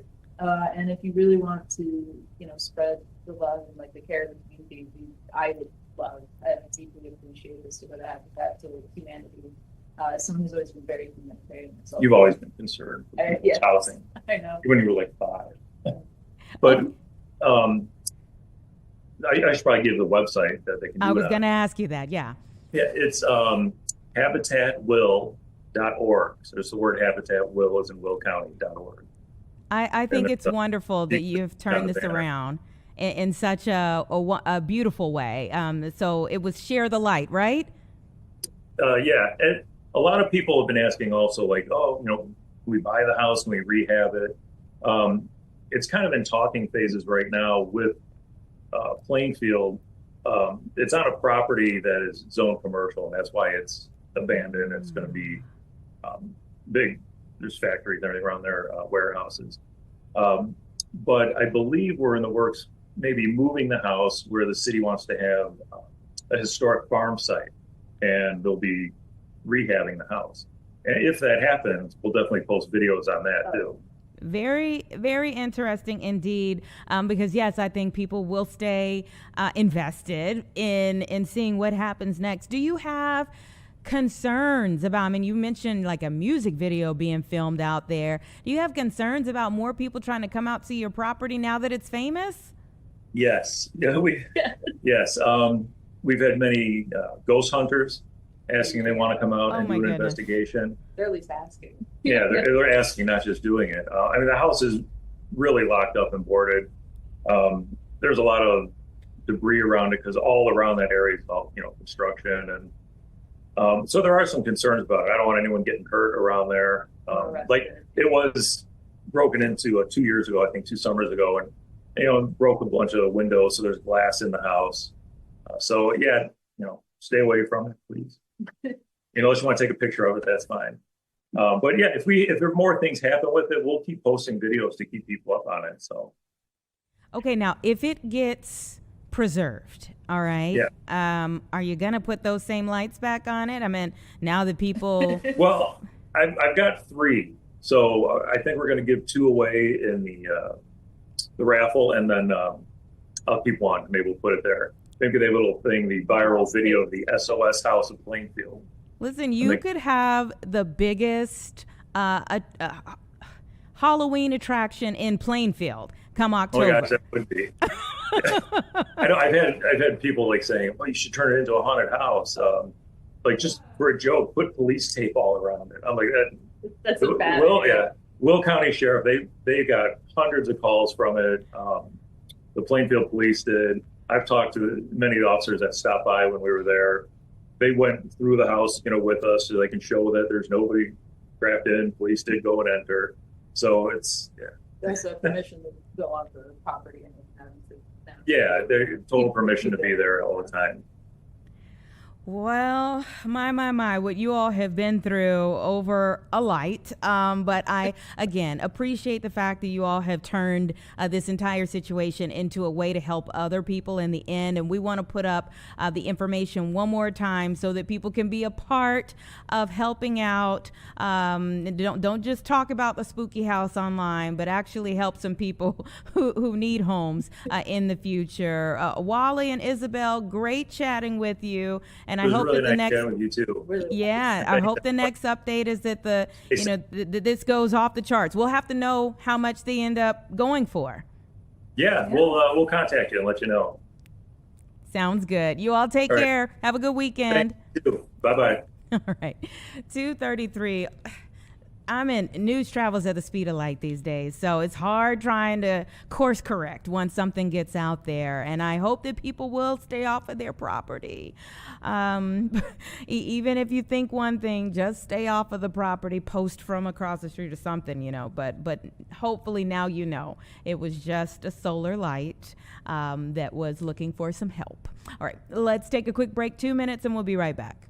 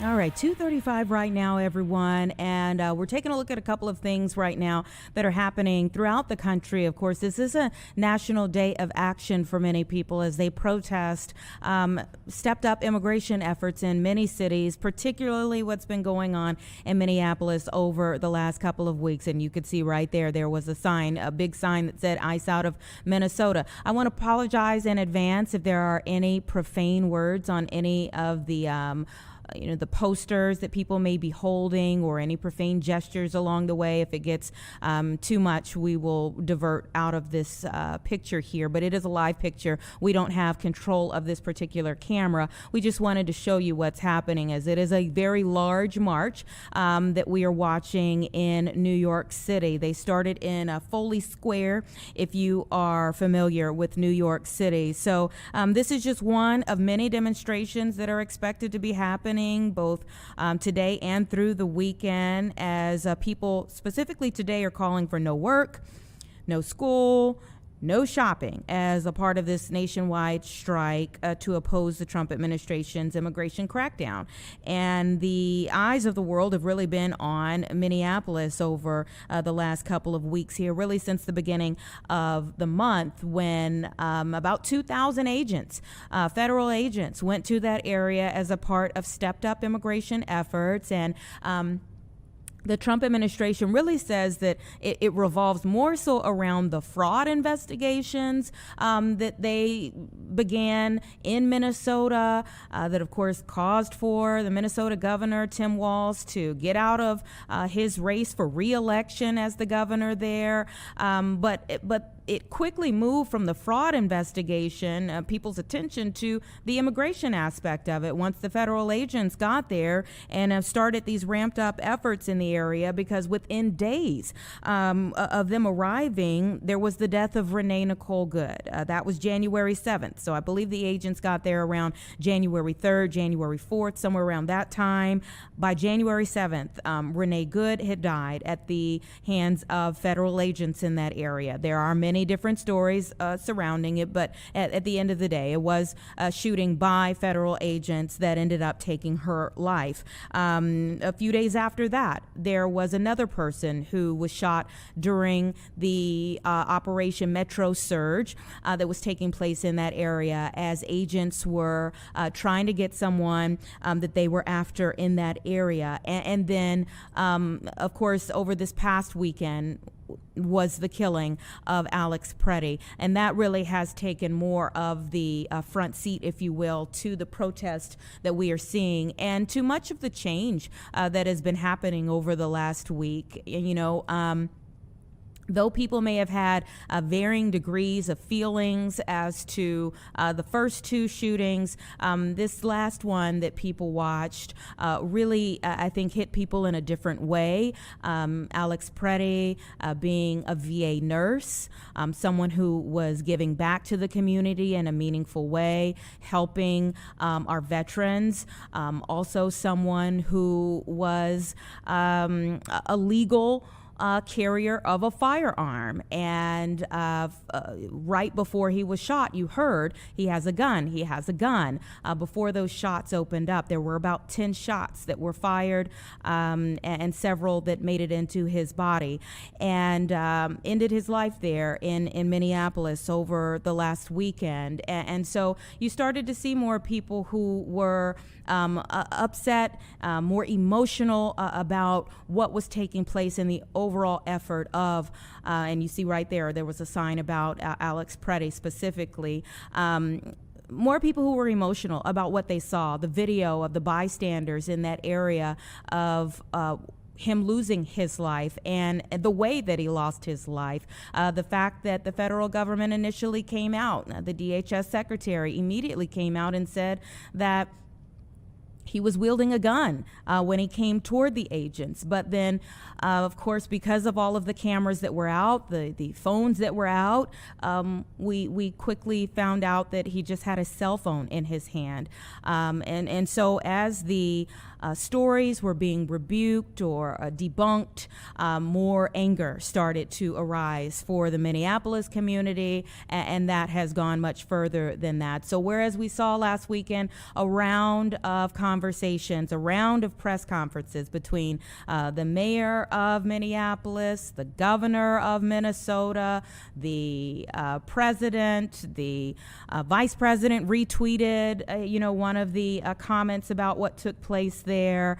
The DHS secretary, the commander of Operation Metro Surge, and we were hearing all of those voices over the course of this week. It has appeared as more citizens have been angered by it all, which has caused them to be in the streets right now. We have seen more of the cooler heads prevailing among federal officials. So we've seen conversations between the president and the governor and the mayor of Minnesota. The rhetoric has changed greatly over the last week. There was the operation of the commander of Operation Metro Surge, Gregory Bavino, who was also the commander of Operation Midway Blitz here in Chicago just a few months ago, who was reassigned to California. And all of the federal agents who were involved in the death of Alex Preddy that were put on, a temporary leave, an administrative leave as of right now, which is standard procedure, but we really hadn't heard of that before in any of the other incidents that have taken place. So change has happened over the last week. The new person who is in charge, essentially, of Operation Metro Surge is the border czar, Tom Homan, who was immediately sent there by President Donald Trump. Tom Homan says that they are negotiating a sense of a drawdown, if you will, of federal agents being in that area. But people are still saying they want this to end, and they want it to end now. And so again, you have people in the streets today, people who have not gone to work, people who have not gone to school, people who are doing an economic blackout, essentially, who are protesting the Trump administration's immigration efforts. Now, the Trump administration would say in the course of Operation Metro Surge, they have been able to apprehend many people who no one would want on the streets. They have also asked for the state of Minnesota to, give them more access to people, especially those who are already in, say, prisons or jails. And of course, that is against the sanctuary state and sanctuary city laws. So that's a part of the conversation as well, where the governor and the mayor of Minneapolis, the governor of Minnesota, have said, we're not changing our sanctuary status. Same thing that's being said by the governor of Illinois and the mayor of Chicago, which is also a sanctuary city, a sanctuary state, the welcoming ordinance that has some very defined lines in terms of what federal agents can do, what they should not be doing in an area.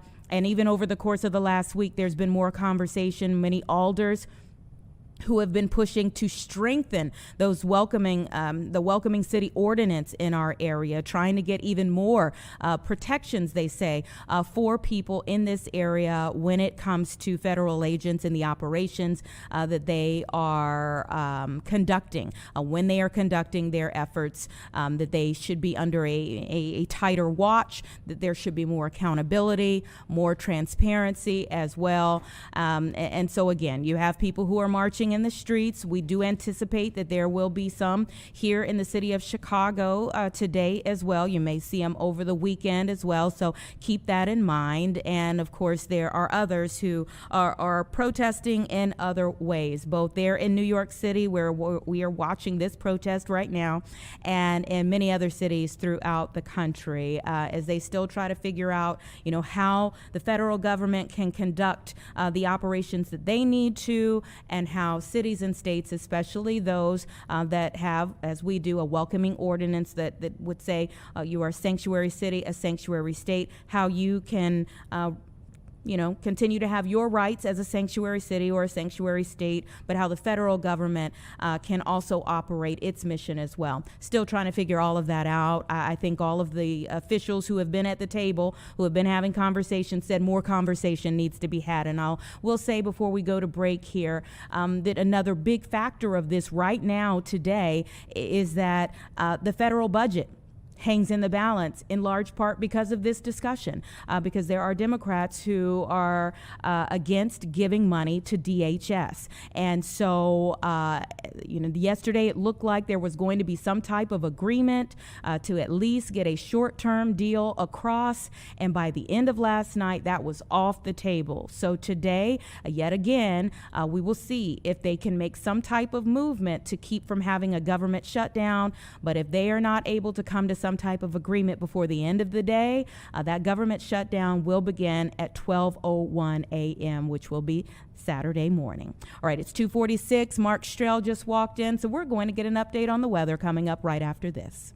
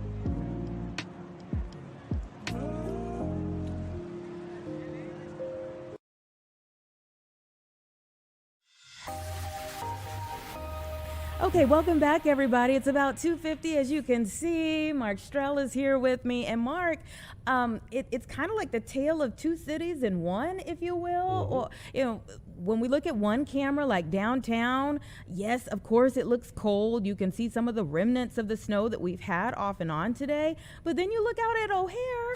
Oh, my goodness. Yeah, it's full on. What's going on? Well, this is typical of lake effect snow. It's very localized. And it's always moving, it's always shifting. So it's one of these things, almost like a sandstorm. You know, the dunes are always shifting and moving. So it's one of those things that coming up through the rest of the night and through the weekend, especially southwest and northwest Indiana, these little lake effect snow bands which come in off the lake, and they kind of, I think of them as a fire hose. You know, they're very narrow and they're blasting the shoreline with snow, and then it shoots inland as far as we can see right there, all the way into O'Hare, and sometimes even further than that. So some of these snow showers will make it all the way to Page County and maybe even out to the Fox Valley in some cases. But most of the heavier snow comes right along the lake, right here into Cook County. And we're going to see that little fire hose, if you will, kind of blast us here in Chicago. And again, it's like a little snake that's kind of moving back and forth. And then overnight tonight, it kind of snakes down towards the south end of the lake. And the south end of the lake is what typically gets the heaviest snowfall. And that's because the lake is oriented north-south. And when you get those north-south winds, it's got the whole lake to pick up moisture. And then it gets to Gary, and it's like, hey, Gary, you need some snow. You know, Northwest Indiana, you need some snow. And so coming up this weekend, and specifically the next 24 hours or so, some areas in Northwest Indiana could close in on 10 or 11 or even 12 inches of snow. Now, it'll be pretty localized. It's not all of Northwest Indiana, but it's where that fire hose is blasting you. Wow. 12 a foot. It's entirely possible. Now, here in Chicago, I expect to see 1 to 2 to 3 inches generally across much of the area. Some areas could see 4.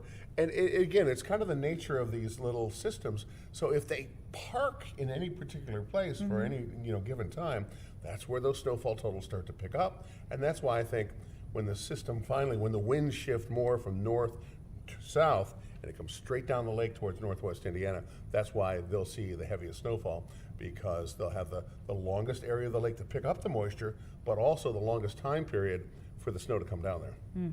Wow.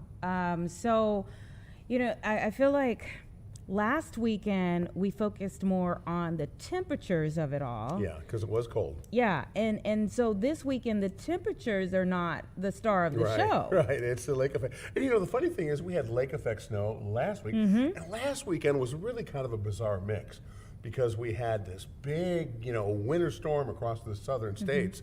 We were on the extreme northern fringe of that. So if you got to the far northwest suburbs, really no snow came down. The farther south you went from Chicago, you picked up snow, but then the wild card was you had this lake effect snow coming down the lake and blasting into Chicago, so you had some neighborhoods in the city. So we were kind of getting snow last week from 2 different directions. The lake effect snow and then that lighter snow that was, again, we're on the northern fringe, but as you pointed out, last week, we had bitter cold temperatures. It was brutally cold. Yeah. And those winds were no picnic. Not at all. So the next 24 hours a little rough and a little... For commuting, yeah. Again, a lot of the suburbs really not going to see much snow here. But again, if that snow little hose comes and blasts your neighborhood, you're going to pick up a few inches of snow. Okay. So heaviest snowfall tends to be along the lake, and in this particular case, I think we're going to see, in most cases, we're going to see the most snow in northwest Indiana. And so where we're seeing it right now, do you expect like downtown's going to get more snow later today? Yeah. As it's going toward absolutely. Indiana? Because right now, we showed that picture out towards the airport, so those snow bands are coming pretty much from east to west. Look at that. Visibility is really dropped. Now that's going to really mess up your afternoon. Still in a ground delay, I believe, out at the airport. You can see why. Exactly. I mean, you don't want to fly in stuff like that. Right. That's crazy.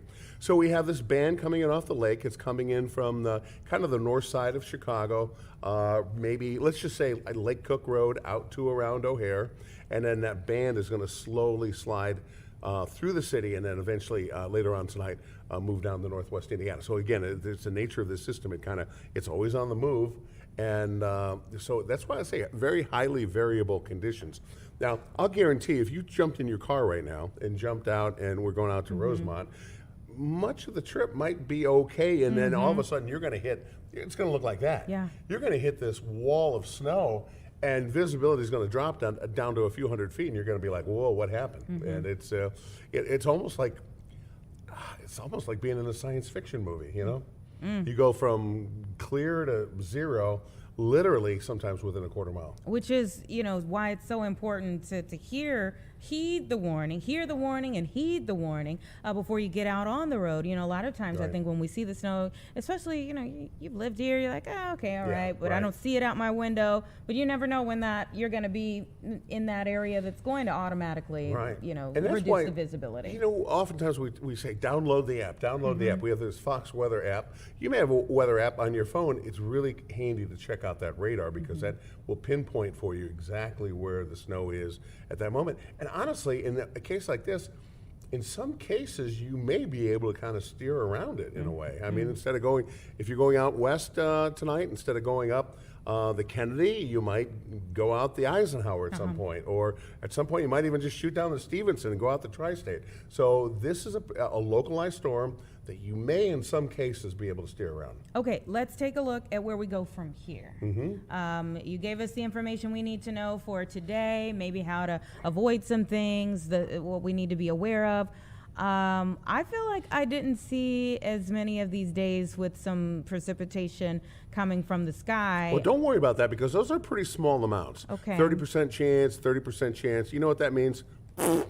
Yeah, not too much to worry about. Okay, all right. And then tomorrow, we will have some snow showers, but again, primarily focused on northwest Indiana. But here's the deal. Look at that. Temperatures not with minus signs in front of them. Temperatures Glass half not with full. single digits and not with teens. They're in the 20s and 30s, and at this point, that's going to feel like I don't know. I don't want to say heat wave. That's kind of over. No, it feels like a heat wave. No, it's not going to feel like a heat wave. But you know what? It's going to feel pretty darn nice. Aren't you a ray of sunshine? on Yes, this I Friday? am. Thanks for coming up. We always appreciate it. We're hunkered down all together. Oh, getting hunker through this. down. Yeah. It's good advice. Hunker. All right. We will see you at 4 o'clock Thanks, on I'll the see you air. And give us 2 minutes, everybody, and then I'll set you up for what you can expect in our final hour of Chicago Live for this Friday.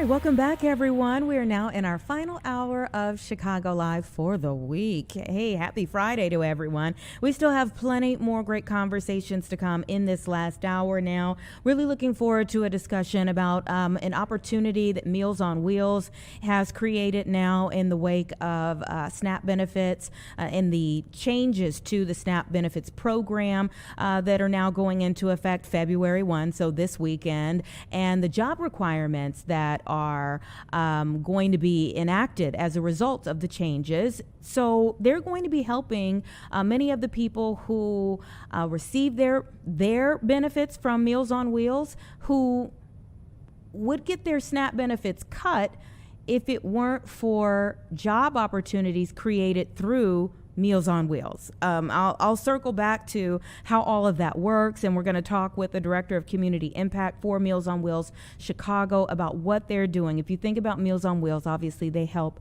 a lot of our seniors in the community who can't really get up and out, and they do wonderful things. But how many seniors who might be stuck in their homes can actually get out and work, even if they are getting SNAP benefits? So they are trying to fix that predicament that many people are falling into. Also, we're going to talk about a great food drive that is being created now by Catholic Charities that's connected to Super Bowl. Can't even believe the next week that's going to be a big thing that we're going to be talking about all week is the Super Bowl. And obviously we'll talk about the ads, we'll talk about the teams, we'll talk about the players, we'll talk about all of those things. But this is a great way of kind of capitalizing on the hype and really helping out people for quite a bit of time to come. But first, we want to get to a discussion with our own Jake Hamilton. We had some breaking news that really had the entire newsroom like, caught us all off guard. Catherine O'Hara, who many of you know from like Home Alone or Schitt's Creek, passed away today. And so we got that information, immediately put in a call to Jake, and he graciously agreed to give us some time here for Chicago Live. Jake, what was your initial reaction? It was utter shock. I was actually on another shoot for Fox 32. We were in the middle of filming when one of us looked at our phone and said it out loud. And I was with a group of people over at the Chicago Shakespeare Theater who just kind of all froze. It wasn't something that was on anyone's radar. No one, as far as I knew, really had heard of anything that was going on. I mean, she was scheduled to be shooting the second season of The Studio, for which she was recently nominated for a SAG award. So it really took a lot of people off guard. And I think a lot of people are, in addition to coming to terms with it, are also taking that moment, as we often do, where we look back and truly appreciate someone's legacy and go, my God, she really could do everything. Yeah, an incredible body of work, and I know you know it so well. So just kind of go through some of the things that maybe would be top of mind for us. I mean, I mentioned one, Home Alone, and maybe some of the things that you would have lost track of over time. Well, you're right, and you're perfectly right to nail Home Alone, because what's interesting is I feel like a lot of people might mistake her for a Chicago native because of how much time she spent here filming that movie and how often she is associated with our city. She's actually from Toronto, spent a lot of time working with SCTV and, of course, Second City, which kind of gives her a little bit of a Chicago vibe. I remember, in addition to Home Alone, being introduced to her in Beetlejuice. Of course, an absolutely hilarious, understated, brilliant performance. She could do these giant, bombastic performances, but then she could also do these really sort of subtle. Case in point, she did a series of, I guess you want to call them like mockumentaries, with a director named Christopher Guest. And I really think, probably in addition to Schitt's Creek, that the Christopher Guest mockumentaries, Best in Show, really showcased her just unbelievable talent. Obviously, she exploded to this next level when Schitt's Creek really kind of broke into this upper level of popularity, kind of during the pandemic, when a lot of people started to discover it on Netflix. And that show ended up sweeping the Emmys. And just recently, she was phenomenal in the Emmy Award-winning series The Studio, which was, of course, created by Seth Rogen, which just won a ton of Emmys. And like I said, recently nominated for a SAG Award, which means she was nominated for a SAG Award. So she is one of those actors who could play it small. She could play it big. I mean, Home Alone, she is not, I don't want to say she's not funny in Home. She's fantastic in Home Alone, but she is often the person who sets up other people to be funny. I mean, my immediate reaction whenever I think of Home Alone, crazy enough, isn't the scene she has with Macaulay Culkin. It's the scenes that she has with John Candy when she's trying to get back home to Chicago. And because she was raised in that SCTV, that second city environment, it's, you know, that's the kind of world where you're taught about not necessarily just being funny yourself, but it's always that yes and, right? It's always how you can pump up other people to be funny. So in addition to her always being effortlessly hilarious, she was the best kind of performer, and that she also made a point to make sure she set up other people to spike the ball as well. Wow. And that is so important. And I think that goes into why you're already seeing so many tributes that I mean, one, it caught everyone off guard, but then immediately people felt like, no, I need to say something. Exactly right. In fact, I'm going to try to pull up one that I recently saw, and it was, I think, probably going to be the most heartbreaking tribute from her, and it was from her on-screen son, Macaulay Culkin, of course, her Home Alone guest, her Home Alone co-star, and he posted a picture of the two of them, two photos, one of them from Home Alone and one of them recently, and the caption that he wrote is, "Mama, I thought we had more time. I wanted more. I wanted to sit in the chair next to you. I heard you, but I had so much to say. I love you. I'll see you later." I'd imagine that's probably going to be one of 1,000 tributes that are going to start pouring out in the coming days, because so many actors either worked with her or directed her or just loved her. But there's something about, you know, Macaulay Culkin has talked so much about the actors who protected him when he was younger and the actors who did not. And I think it sounds like she was very much in the camp of being one of those actors that was always very protective of him. So for him to come out and really one of the first statements from one of the big names in Hollywood, I think, and, you know, and for it to be that personal. I mean, my heart broke whenever I saw that the first word in his tribute to her was "Mama." Me too. And I just have, you know, I'd imagine we're going to be hearing more in the coming days. And again, like you said, considering what he went through in the business, what he's been very open about going through in the business as a child star, and all that's been said about, you know, child stars and the predators that they encounter along the way, for him to first say "Mama" before finishing that tribute is just, heartbreaking.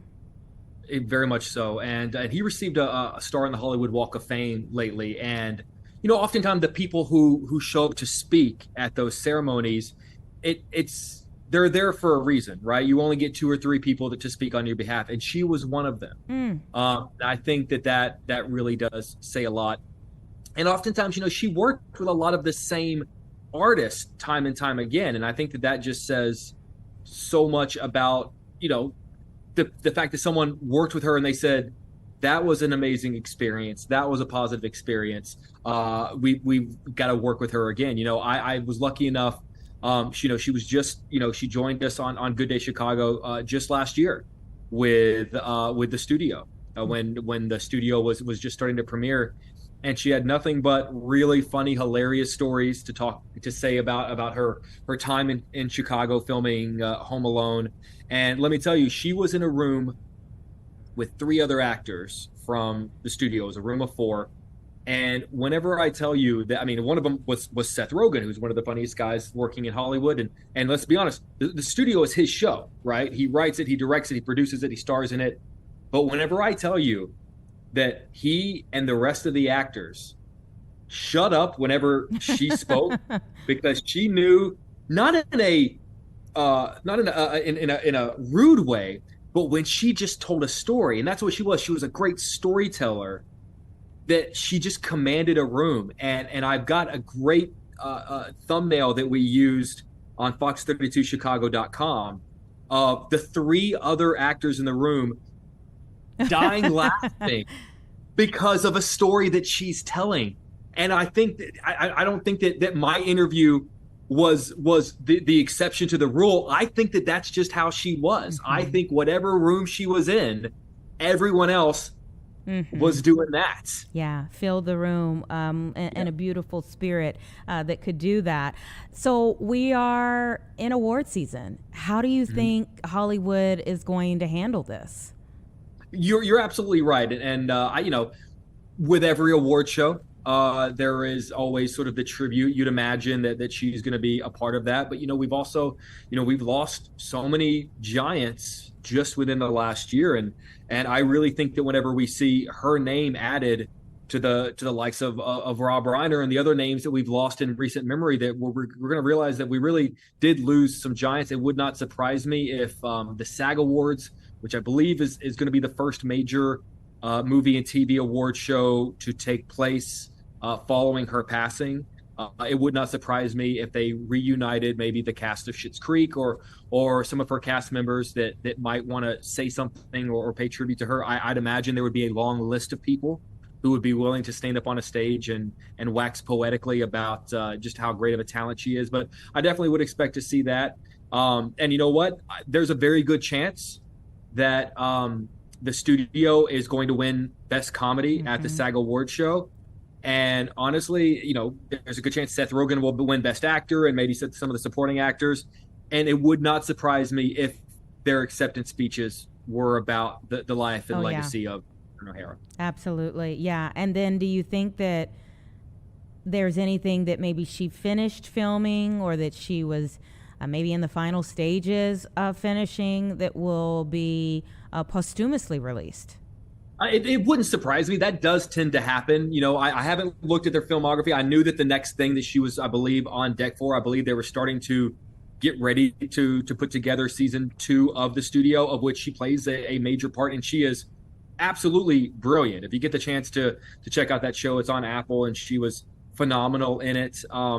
But it wouldn't surprise me if there was something in the can, because she was consistently working. I mean, she, you think about her career, going back, like Beetlejuice was in the 80s, Home Alone was in the early 90s here, and I think it was in 90 in Chicago. And I mean, she never really had that down period, and she never sort of let herself get pigeonholed or painted into any kind of a creative corner. She was always, it felt like, whether it was working with Tim Burton, working in film, working in different TV series, that every 5 or 6 years she was almost reinventing what we thought she was capable. I mean, the character of Mora on Schitt's Creek, I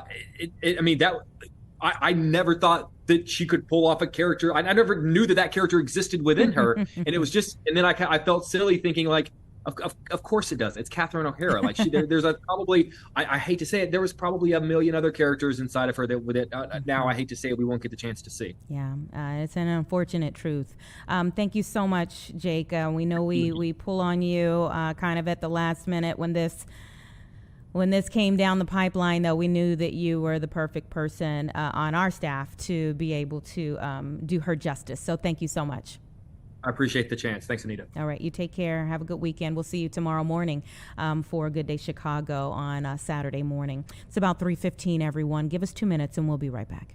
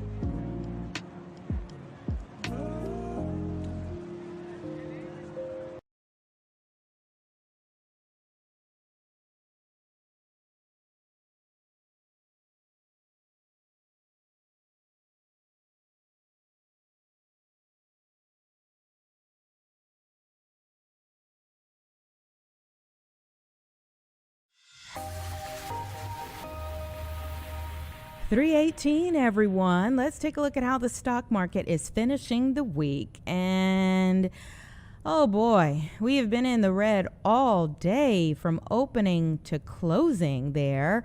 Down 180 for the Dow Jones. Let's talk a little bit more about the overall outlook here. So I'm seeing that this has a lot to do with technology shares being down.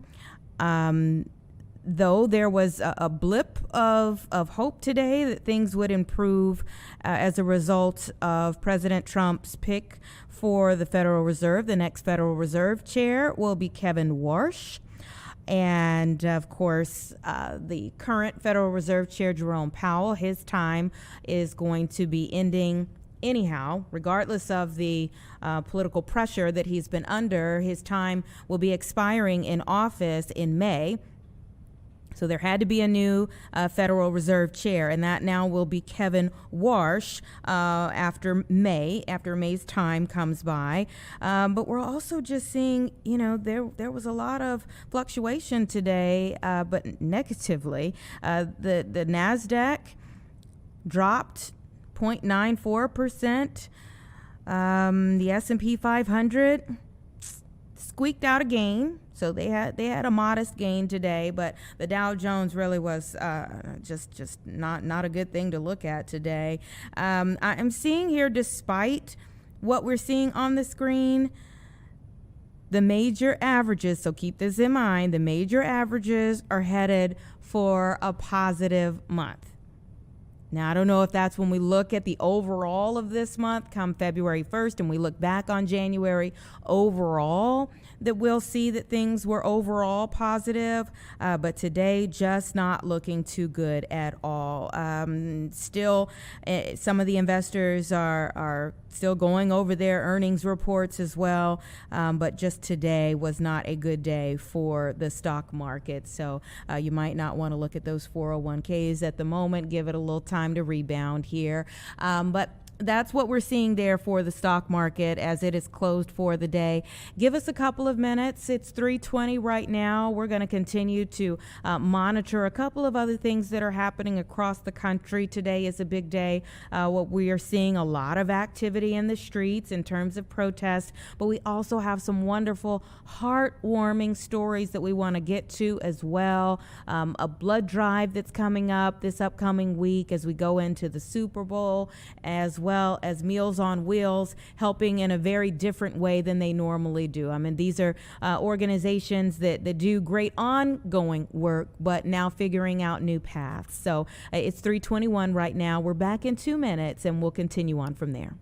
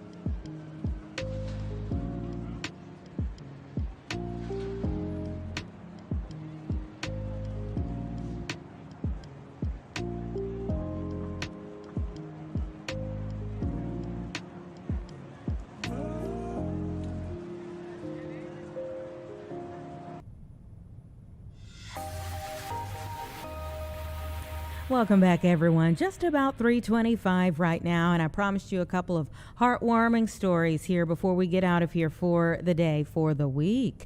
And so we're back with one of those. You know, come next weekend, not this weekend, but the next weekend, the big game, the one that we were hoping we would get to with the Bears, will be happening. The Super Bowl will be taking place on not this weekend, but the next Sunday. And as we get prepared for it, there is a wonderful blood drive that's going to be happening as a result of the hard work of many of the parishioners from St. Joseph and Francis Xavier Parish. They are doing their 11th annual Super Bowl Sunday blood drive, and I want to go ahead and bring in the organizer of it all, Jeff Later.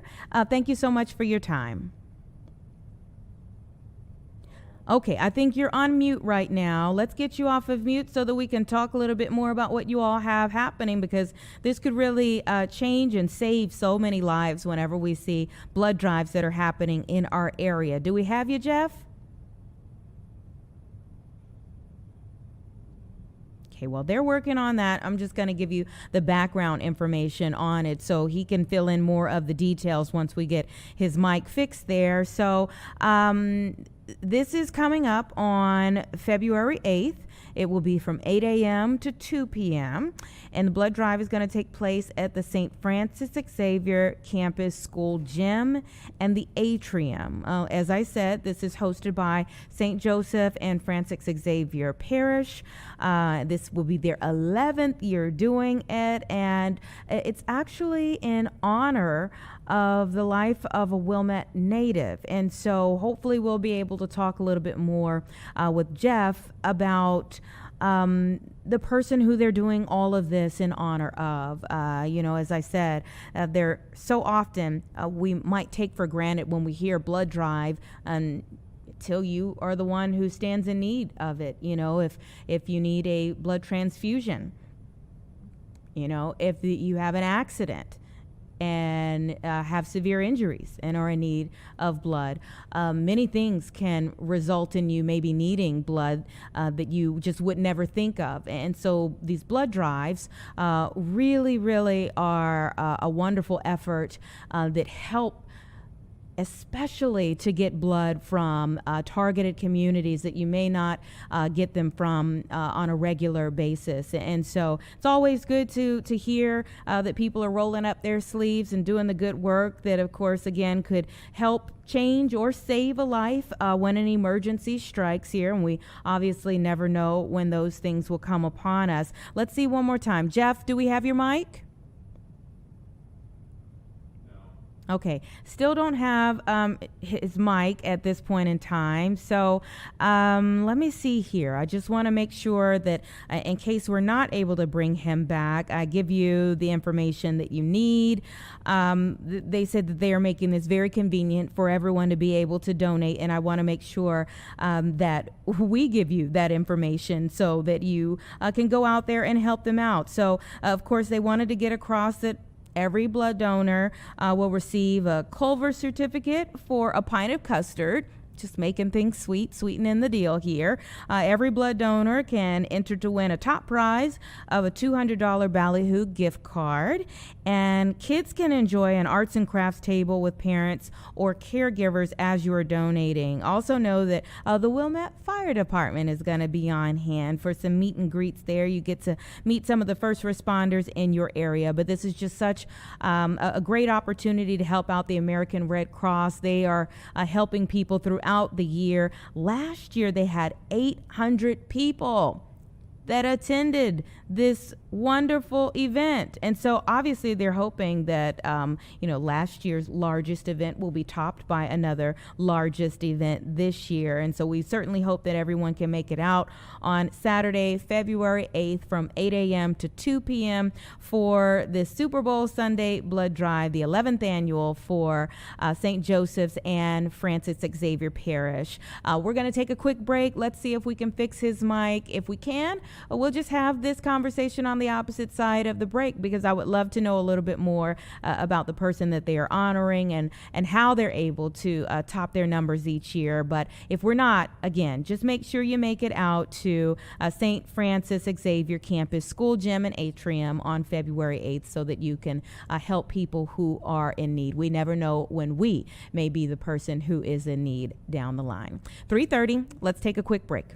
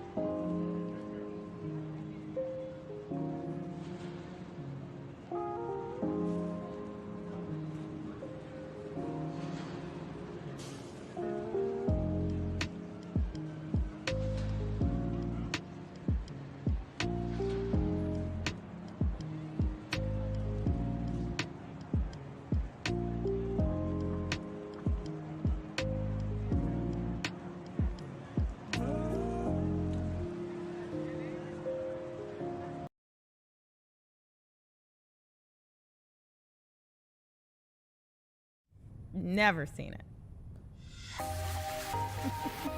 Welcome back, everyone. 3:32 right now, and let's talk a little bit about what's going on with Meals on Wheels Chicago on a regular basis. They are always doing wonderful things, okay?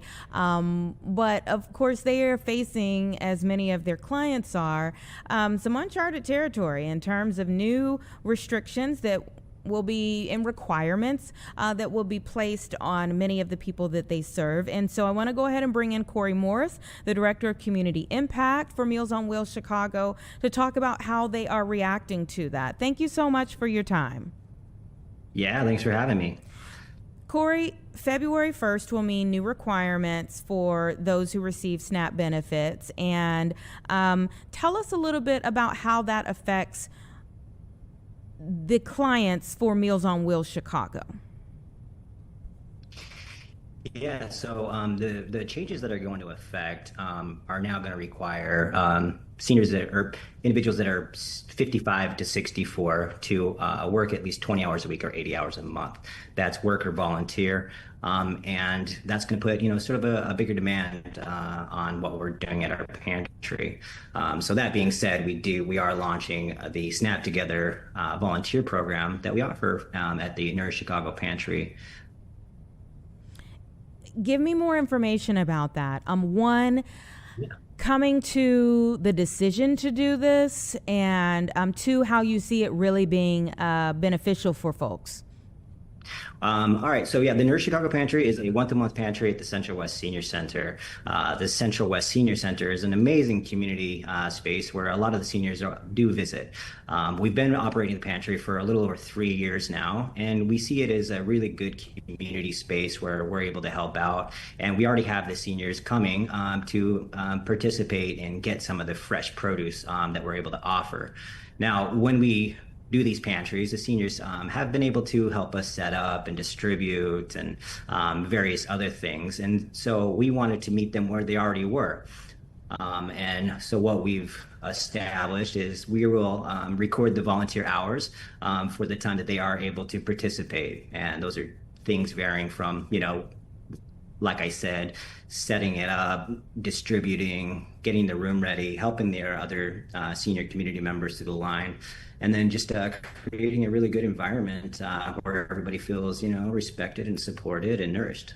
Mm-hmm. Yeah, and I think when we hear about SNAP benefits possibly being cut or, changes to the requirements, there's no face to SNAP benefits, but people may overlook some of the folks who actually receive them.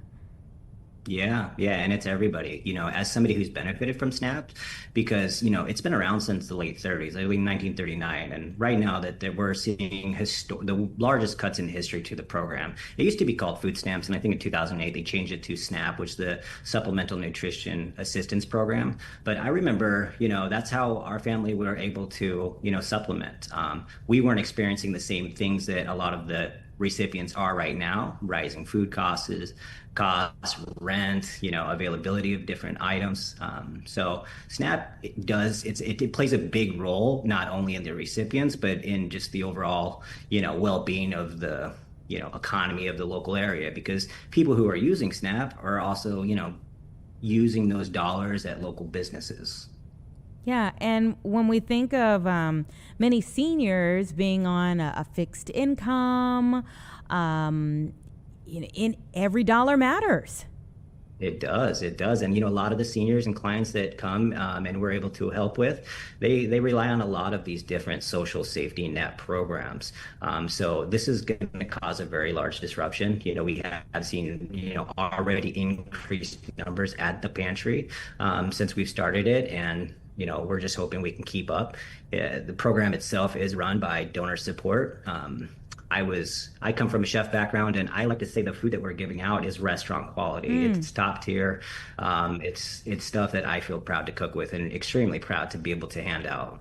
Now, that's so important. I was having a conversation with the CEO of one of our healthcare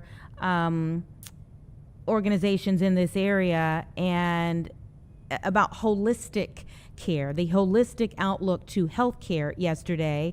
And this is a really big aspect of it, again, that I think not until maybe the last five or so years that people really started to look at health outcomes and like food distribution being connected. Yeah, absolutely. We're not only focusing on the nutritional health of the seniors, but also the mental well-being, and coming to the pantry and being able to socialize is really big because, as you age, you don't socialize as much. And, I think the Surgeon General did put out a report that, social isolation and like that is become an epidemic, and it is, it can rapidly deteriorate your health. So we're really happy to be able to provide a space where people, can come and socialize. They can pick up some food and now volunteer alongside the other seniors. Corey, I love it. I volunteered for Meals on Wheels in another state that I lived in, and the joy, the smiles of the seniors when they would come to the door and just see someone coming to check on them. I think we take it for granted, people who may not be out and about on a regular basis, just that moment of human connection.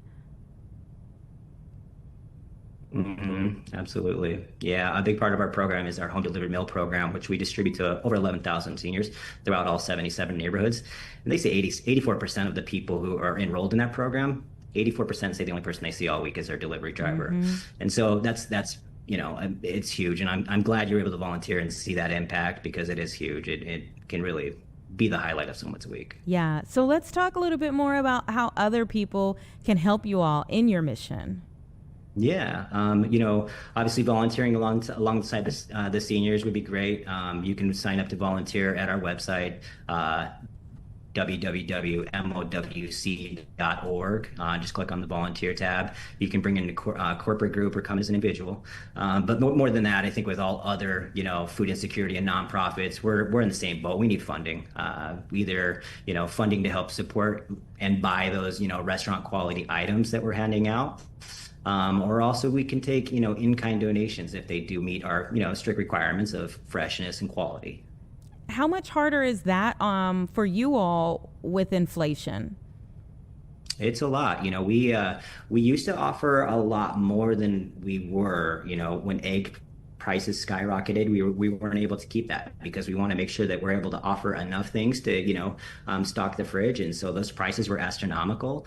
Butter's gone up, meat. We're constantly looking to see how we can balance our budget, just like any other person would at home. So we're pivoting, we're doing different things. And sometimes we have to bring in a different obscure ingredient.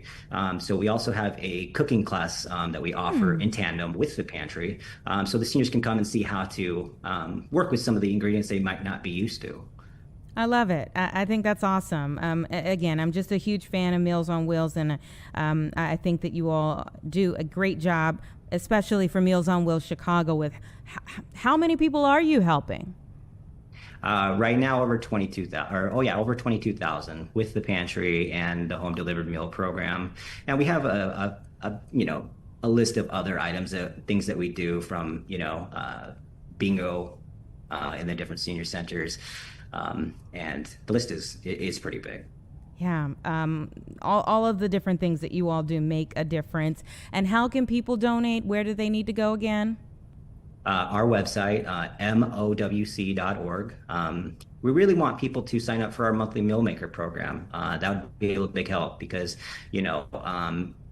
we are able to deliver year round. And so year round support would be great. You could donate, 25, 50, whatever you're able to afford once a month. And, that kind of ensures that we're able to provide, assistance throughout the year. One-time donation would also be great. And we also have some really great fundraising events. We have our golf event coming up in June, and then our annual gala that will be later in October. Are there some set markers in terms of okay, you mentioned if you give $25 once a month, how many meals does that cover?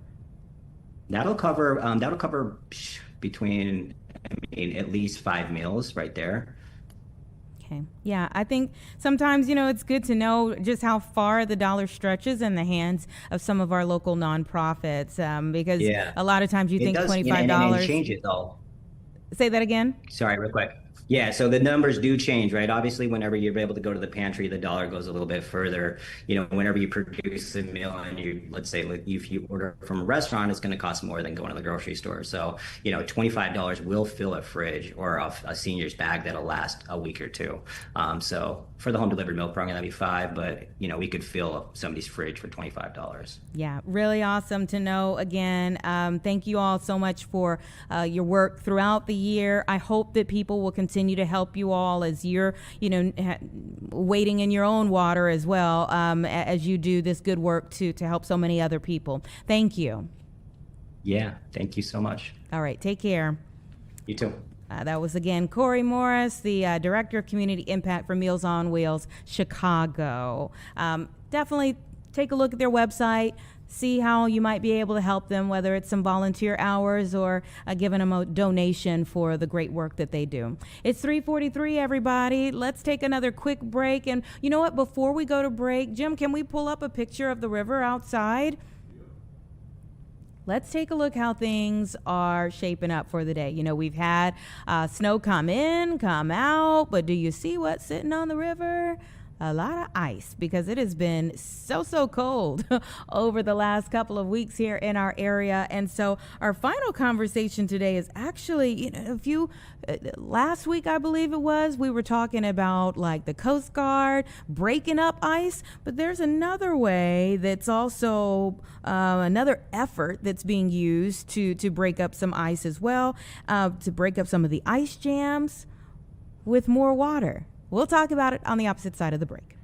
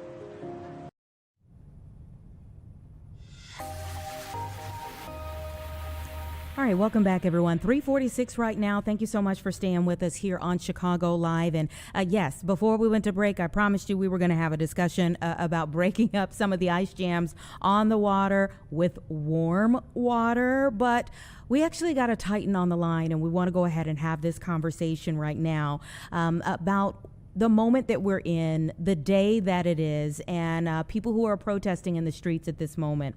COO of Rainbow Push, Yusuf Jackson, is joining me right now to talk a little bit more about the events over the past several weeks, months, both here in Chicago and beyond. Thank you so much for your time. Good afternoon, and thank you very much for having me. Forgive me, I'm full right now. The Rainbow Coalition is here in Minneapolis, Minnesota. We've been here for the last 2 or 3 days, and today we just toured the sites, the memorial sites of Renee Good and Alex Preddy, as well as George Floyd. And it's one thing to watch those sites on television. It's another thing to be there at these unplanned reunions of families, of people, to observe and to be there in silence, thinking about the people who have unwittingly put their lives in the line to preserve our democracy and our dignity. And so we find these people are now joined for the ages because they, like others who have lost their lives fighting for our Bill of Rights and equal protections under the law.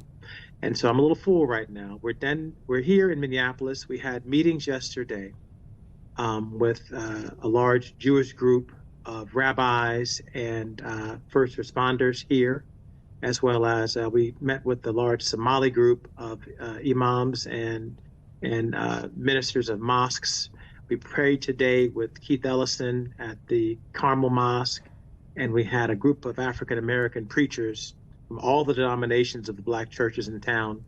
And we came basically just to listen, to see what it's like on the ground, to talk about building bridges and community, and to impress upon our communities the need to continue to march nonviolently, as Dr. King has taught us. We've had so much success with nonviolent confrontation to expand and protect our rights, and we must continue that legacy. In addition to that, it's important that we not let this kinetic energy that we're developing here in Minneapolis be dissipated and be frustrated into a form of despair, so that we don't actually turn our pain to power. And the way you turn our pain to power is to use this energy that we have on these streets and in these streets into registering and voting at the polls in great numbers. In Minneapolis, it's next Tuesday. In some states, it's March. In others, it's November. But we have to win at the ballot box. Nothing would be more disappointing than to have all this energy. This loss of life would never be respected in a way that it could be if we don't translate this into voting. We have to use the power that we have. We can't give up on each other. You know, the Rainbow Push Coalition put out a statement today about the arrest of 2 journalists. Could you speak to that? It is one of the few, it is the only profession protected in the Bill of Rights, the freedom of the press.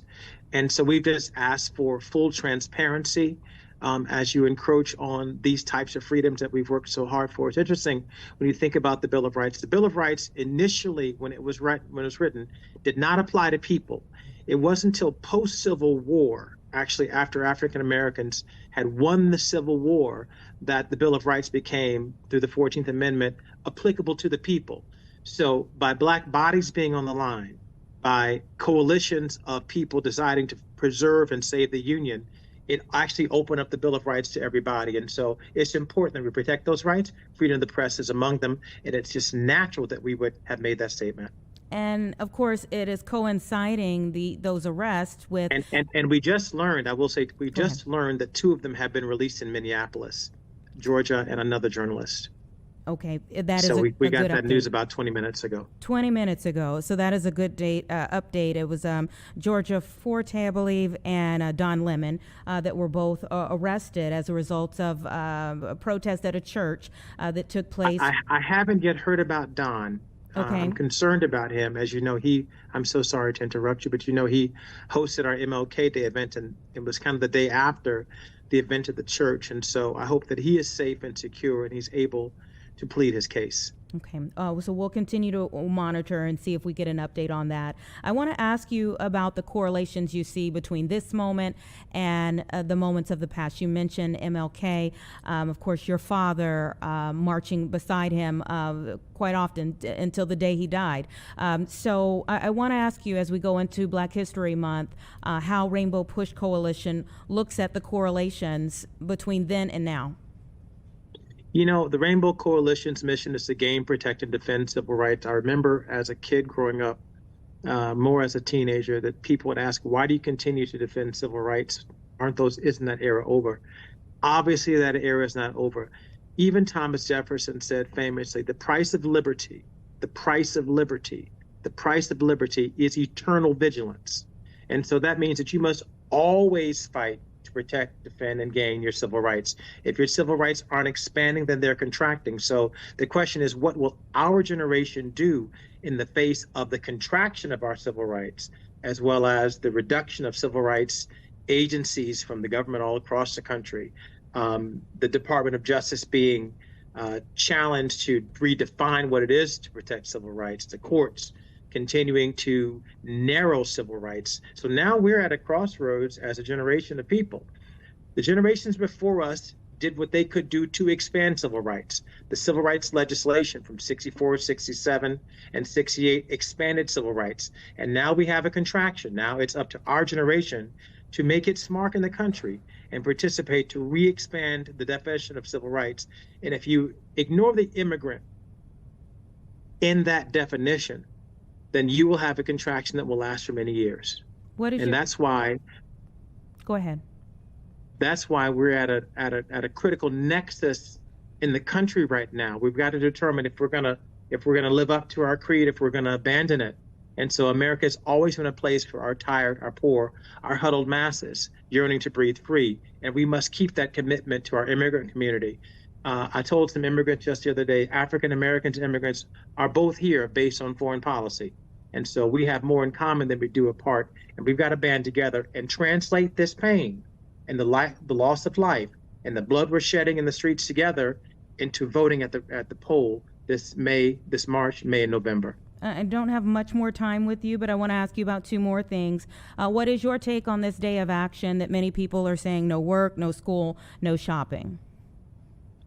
I think it comes out of our frustration. We have to do something. And I think putting a dent in the economy always brings attention to a problem. So to the extent that we raise the issue, and if that means that we're going to save dollars today, I think that's wonderful. Okay. And on a final note, I'd be remiss if I didn't ask you about your father's health, the Reverend Jesse Jackson. How is he doing? Thank you for asking about my father. My father is a lion. You know, he's fighting a mighty fight against progressive supranuclear palsy. Last year he was walking, or rather he was participating in his wheelchair, and this year he's not able to do that. But he's still active. He still watches the news every day, and he still advises us in the morning and the evening. He's chomping at the bit. As you probably know, if you've met my father, he wants to be here right now. He cannot. So I'll say he's stuck, Dad. Dad, you're stuck advising me. I'm so sorry about that. I love you so much. But he's feeling strong and he's stable. Thank you so much for asking about that. And let me just offer, thank you so much to those people who have thought about us and prayed for his health over the last several months. Well, we're certainly continuing to keep your father lifted up. Thank you for making some time for Chicago Live today to keep us abreast of what Rainbow Push Coalition is doing there in Minneapolis right now and on a regular basis. And tomorrow morning at 10 o'clock, we're broadcasting live from Minneapolis, Friendship Missionary Baptist Church. Okay. All right. I'm sure people will be tuned in. Thank you and take care. Everybody, it's 3:55 right now. We just, had that opportunity to speak with Yusuf, again, the COO now of Rainbow Push Coalition that was formed by his father, the Reverend Jesse Jackson, so many years ago. What a moment as we go into Black History Month to look at those who have paved the way for people like those who are acting today to do what they are doing in the quest of justice. All right, let's take a quick moment, 2 minutes, and then we will close out the show for the week.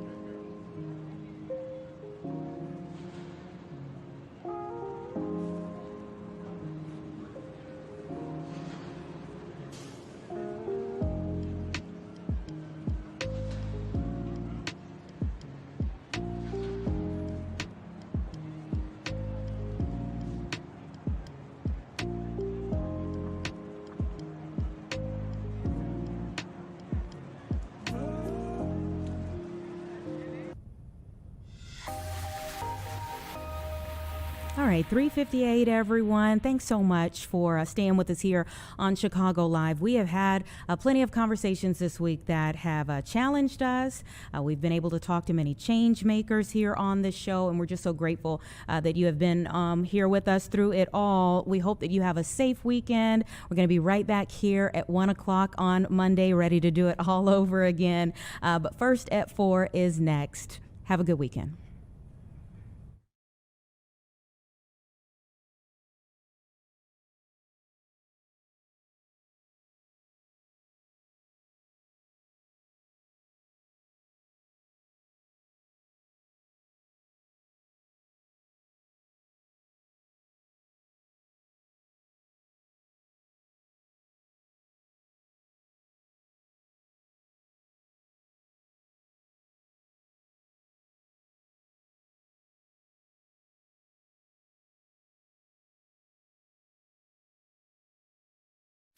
Live from Chicago, this is Fox 32 News at 4. Right now at 4, no work, no